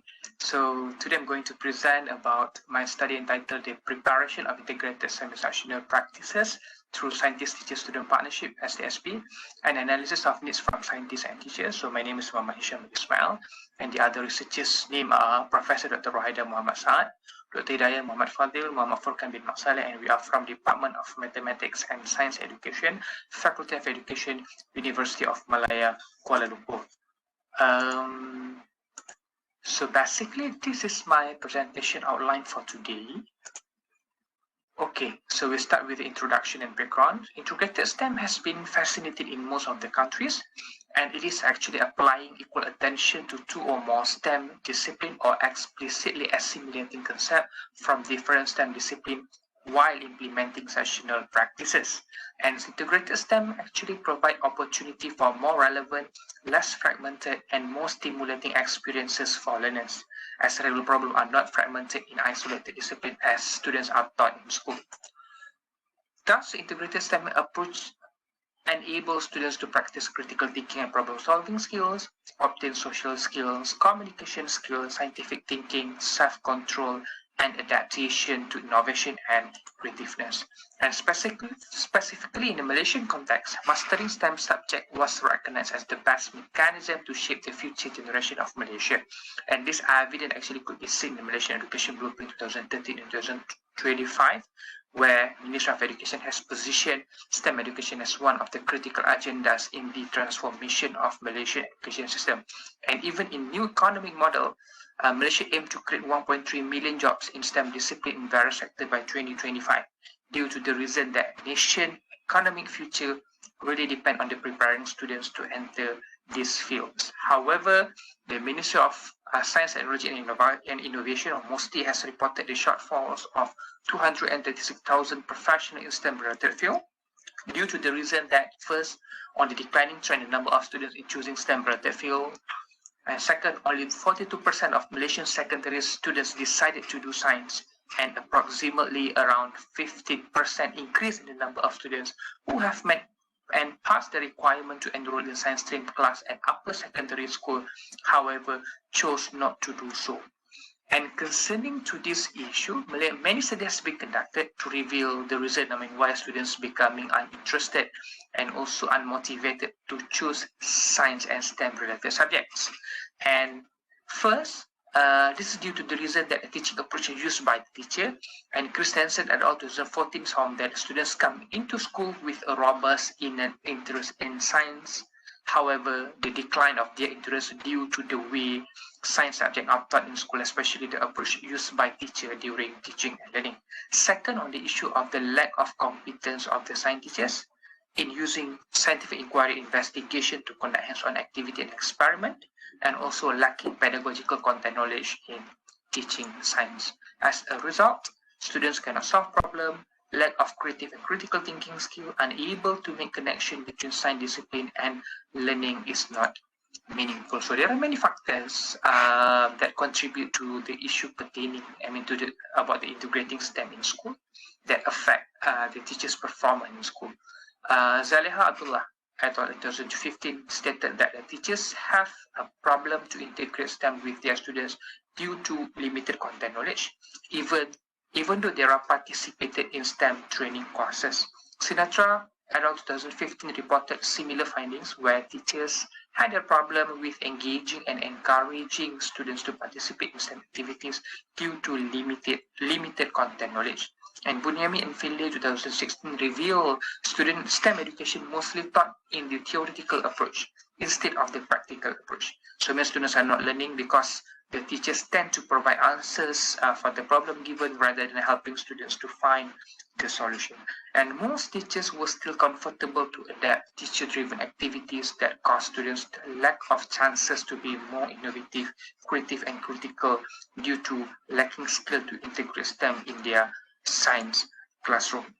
And Saleh and Liu 2018 highlight that mostly science teachers were trying to practice the student-centered teaching approach, but they still dominated their classroom, and teachers did most of the talking and instructing while only several students contributed their views. And McGowan 2007 reported on the external factors that contributed to the issues of this integrating STEM in school, which is about the lack of available facilities and equipment in school. Thus, due to this, I limit the students to explore and discover more on the science lessons. And another issue is on the finished syllabus syndrome. And this issue actually overwhelmed by the science teachers, where teachers do not have enough time to come up with the effective integrated STEM instructional due to the overly attached to the exam-oriented system, which require them to finish up the syllabus. So, suggested by Ufna and Shafat in 2019, the integrated STEM instructional practices may not be effective if there is no strategic approach. And one of the possible efforts is to establish partnership involving educators and the community of practice who are expert in STEM skill. So through this partnership, collaborators' expertise could be utilized for the students' meaningful learning. And the crucial element like a scientific skill, the use of high-order thinking skill, the problem-solving skill, seeking knowledge and ideas actually could be seen through the instructional practices. And collaboration between science teachers and the higher education or the qualified scientists has become a common approach to the reform of the science education. So for specific, this study, the research aim and the research question. So since this is a need analysis study conducted prior to proceeding with the scientist teacher student partnership initiative, therefore the researcher actually want to explore the best way to come out with the instructional practices that integrate the component of STEM to an interdisciplinary and integrated approach across science subjects, namely biology, physics, and chemistry from their perspective. And this research focused on the following research question. What are the elements in instructional practices that integrate the component of STEM through an interdisciplinary and integrated approach across science subjects, namely biology, physics, and chemistry from the scientists and science teachers' perspective? And so for the methodology of this study, so for the research design, we use qualitative research design, and for the type of research under the qualitative research design, so we specifically use a basic interpretive qualitative study. And for the selection of site and subject, so we use a purposive sampling where scientists and science teachers are purposely selected to become a participant in this study. And for the type of sampling, we use a typical sampling. And for finding and discussion, so the finding revealed that scientists and science teachers actually have numerous ideas for the development of integrated STEM instructional practices through this STSP initiative, and 3 themes have emerged based on the data analysis as the needs in preparing the integrated STEM instructional practices, which are the focus on the integrated STEM instructional practices, the importance of element of the integrated STEM instructional practices, and also the strategies for the lesson implementation. And for the first theme on the focus on integrated STEM sessional practices, the focus on the integrated STEM sessional practices actually reflect the important aspect highlighted by the scientists and scientists who are the participants that should be prioritized in preparing integrated STEM sessional practices. And based on the participant responses, three main categories actually that have emerged under this theme, which are the first on the connecting concept, second on the STEM skill enhancement, and third on the application of the STEM knowledge. And for this presentation, I'm only just report about team. If you want to see the excerpt or the response of the teacher and scientists, so please read my full papers. So there are excerpt and also the response given by the teachers and the scientists. Okay, so for the connecting concept, so the participant believe that the real world problem exists more as interdisciplinary rather than fragmented as a single discipline. Hence, the current practice in STEM class did not actually reflect the actual circumstances of the real life problem. So they suggest that, you know, when we want to design the integrated STEM sessional practices, so we have to consider this connecting concept. Second, on the STEM skill enhancement, STEM skills should be enhanced through STEM activities or projects. Thus, the process of preparing the sessional practice should consider to embed these STEM skills. And third, on the application of the STEM knowledge, this is the most critical aspect that students are lacking nowadays. Besides, when students actually fail to apply STEM knowledge into the real life application, so they cannot see the relevance of the learning of the knowledge and eventually affect their motivation and interest in STEM learning and their career pathway in STEM related field. And second, on the second theme, on the important element of the integrated STEM sessional practices, so this theme actually reflects the element that should be embedded into the instructional practices to elevate students' experience in learning integrated STEM, besides giving them a meaningful learning experience. So under this theme, again, three main categories have been determined, which are first on the authentic concept, authentic contact, second on the active interaction, and the third one is on the collaborative experience. For the authentic context, provide students with an authentic learning experience by applying scientific knowledge to real-world situation. And majority of the participants actually highlighted the importance of designing authentic context in the integrated STEM sessional practices. On the second category, active interaction, so it reflects the presence of engagement that need to be presented in sessional practices for active learning experience. So most of the participants mentioned about the importance of having two-way interaction between student-teacher and also among students themselves during the science lesson. And the last one, categories under this theme on the collaborative experience. So this is the aspect of collaborative work to be included in the instructional practices. And the participant believe that this element could promote teamwork and collaboration skill among the students. And for the last theme on the strategies for the lesson implementation, so the strategies, this theme actually reflect any strategies that deem as effective by participants for the implementation of integrated STEM sessional practices in science lessons. So under this theme, again, three categories has been determined, which are student-centered approach, inquiry-based activity, and also hands-on learning. For the first category, student-centered approach, this is one of the pedagogical approach that focus on knowledge acquisition through students' engagement in class. So as integrated STEM approach focus on interdisciplinary elements, so focusing on the STEM knowledge skill, that's the empowerment of learning in terms of student discovery process should be practiced with a teacher assistant as the facilitator. And second, on the inquiry-based activity, so inquiry-based activity reflect any activity where the aspect of questioning is an important part of the teaching approach. So majority of the participants also suggested that STEM activity that they are going to prepare, design after this should using this inquiry-based learning lesson. And the last one on the hands-on learning, majority of the participants believe that hands-on learning could help students to acquire STEM knowledge and skill because it provides authentic learning experience to the student as a platform for the students to apply theories that they have learned into practice. So basically, this is the needs in preparing the integrated STEM sessional practices. So basically, there are three themes, and under these three themes, there are categories that I have actually presented and discussed with you previously. Okay, so for the conclusion, so in the conclusion, it is believed that if integrated STEM sessional practices are designed effectively, it can give a benefit towards students on the aspect related to STEM knowledge and concept. acquisition of students' STEM skill, application of STEM knowledge, and increase students' interest in learning STEM-related subject in secondary school. And the finding indicated the proposed elements that are important to be considered during the designing and preparing of integrated STEM instructional practices through interdisciplinary and integrated approaches. And this combination of ideas and collaboration actually provide the needs in developing instructional practices with positive impacts on STEM education, like what has been reported in the other studies. So with that, thank you so much and Assalamu alaikum.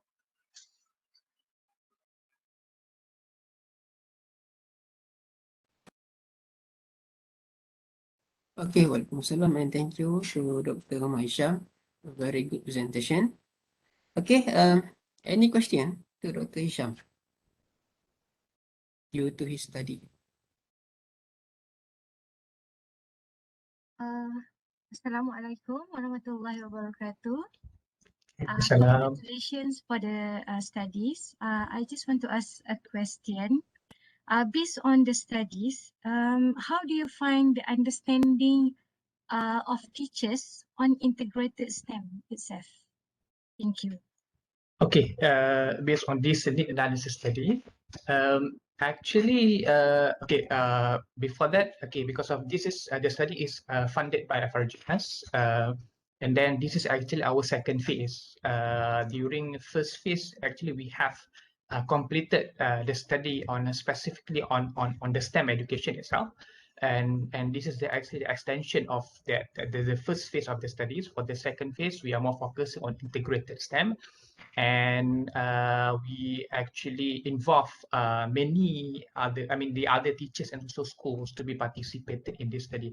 And basically, based on the findings, majority of the teachers actually understand about the concept of STEM itself. And also some of them actually quite confused in terms of the approach of the integrated, what means by the integrated STEM, because as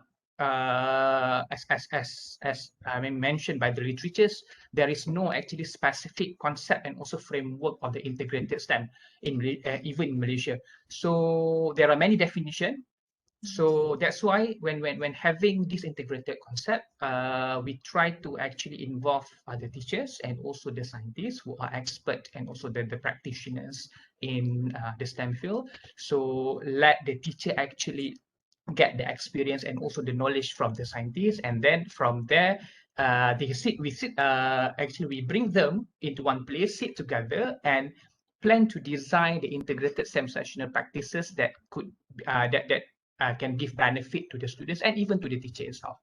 So if you ask in terms of the teachers' understanding, to me, I think they understand, and even they need they requested that they need some help, and also they need something like training from the STEM expert to help them in designing these integrated STEM instructional practices. Okay, thank you. Okay. Okay, any question to Dr. Hisham?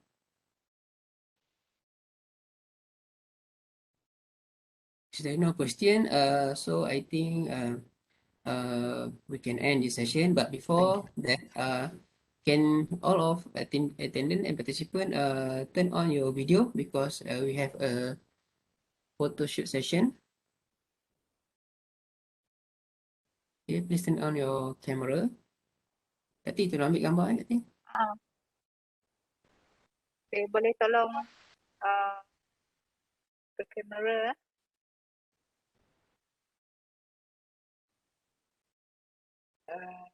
Itulah ambil dok. Ni.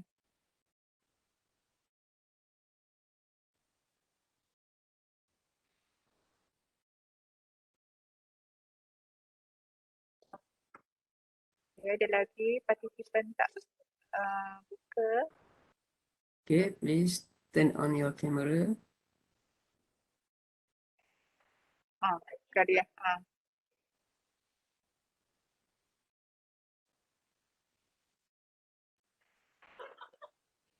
Kita ambil lah kan. Okay, pada. Ambil ni ya. Okay, boleh ambil sekarang Okay. Okay, freestyle. Ada. Okay. Sekejap Bella. Okay, 1, 2, 3. Okay, sekejap.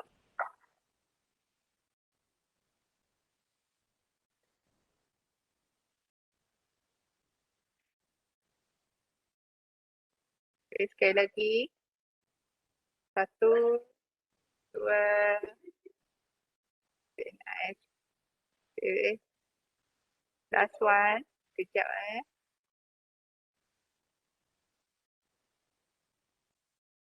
Okay, itu dia. 1, 2. Okay, terima kasih semua. Okay, so thank you for all attendance, attendee and participant. Thank you. Okay, so hopefully we can get a lot of benefits from our session. Okay, thank you. Goodbye. Assalamualaikum and good day. Thank you. Okay, welcome. Thank you.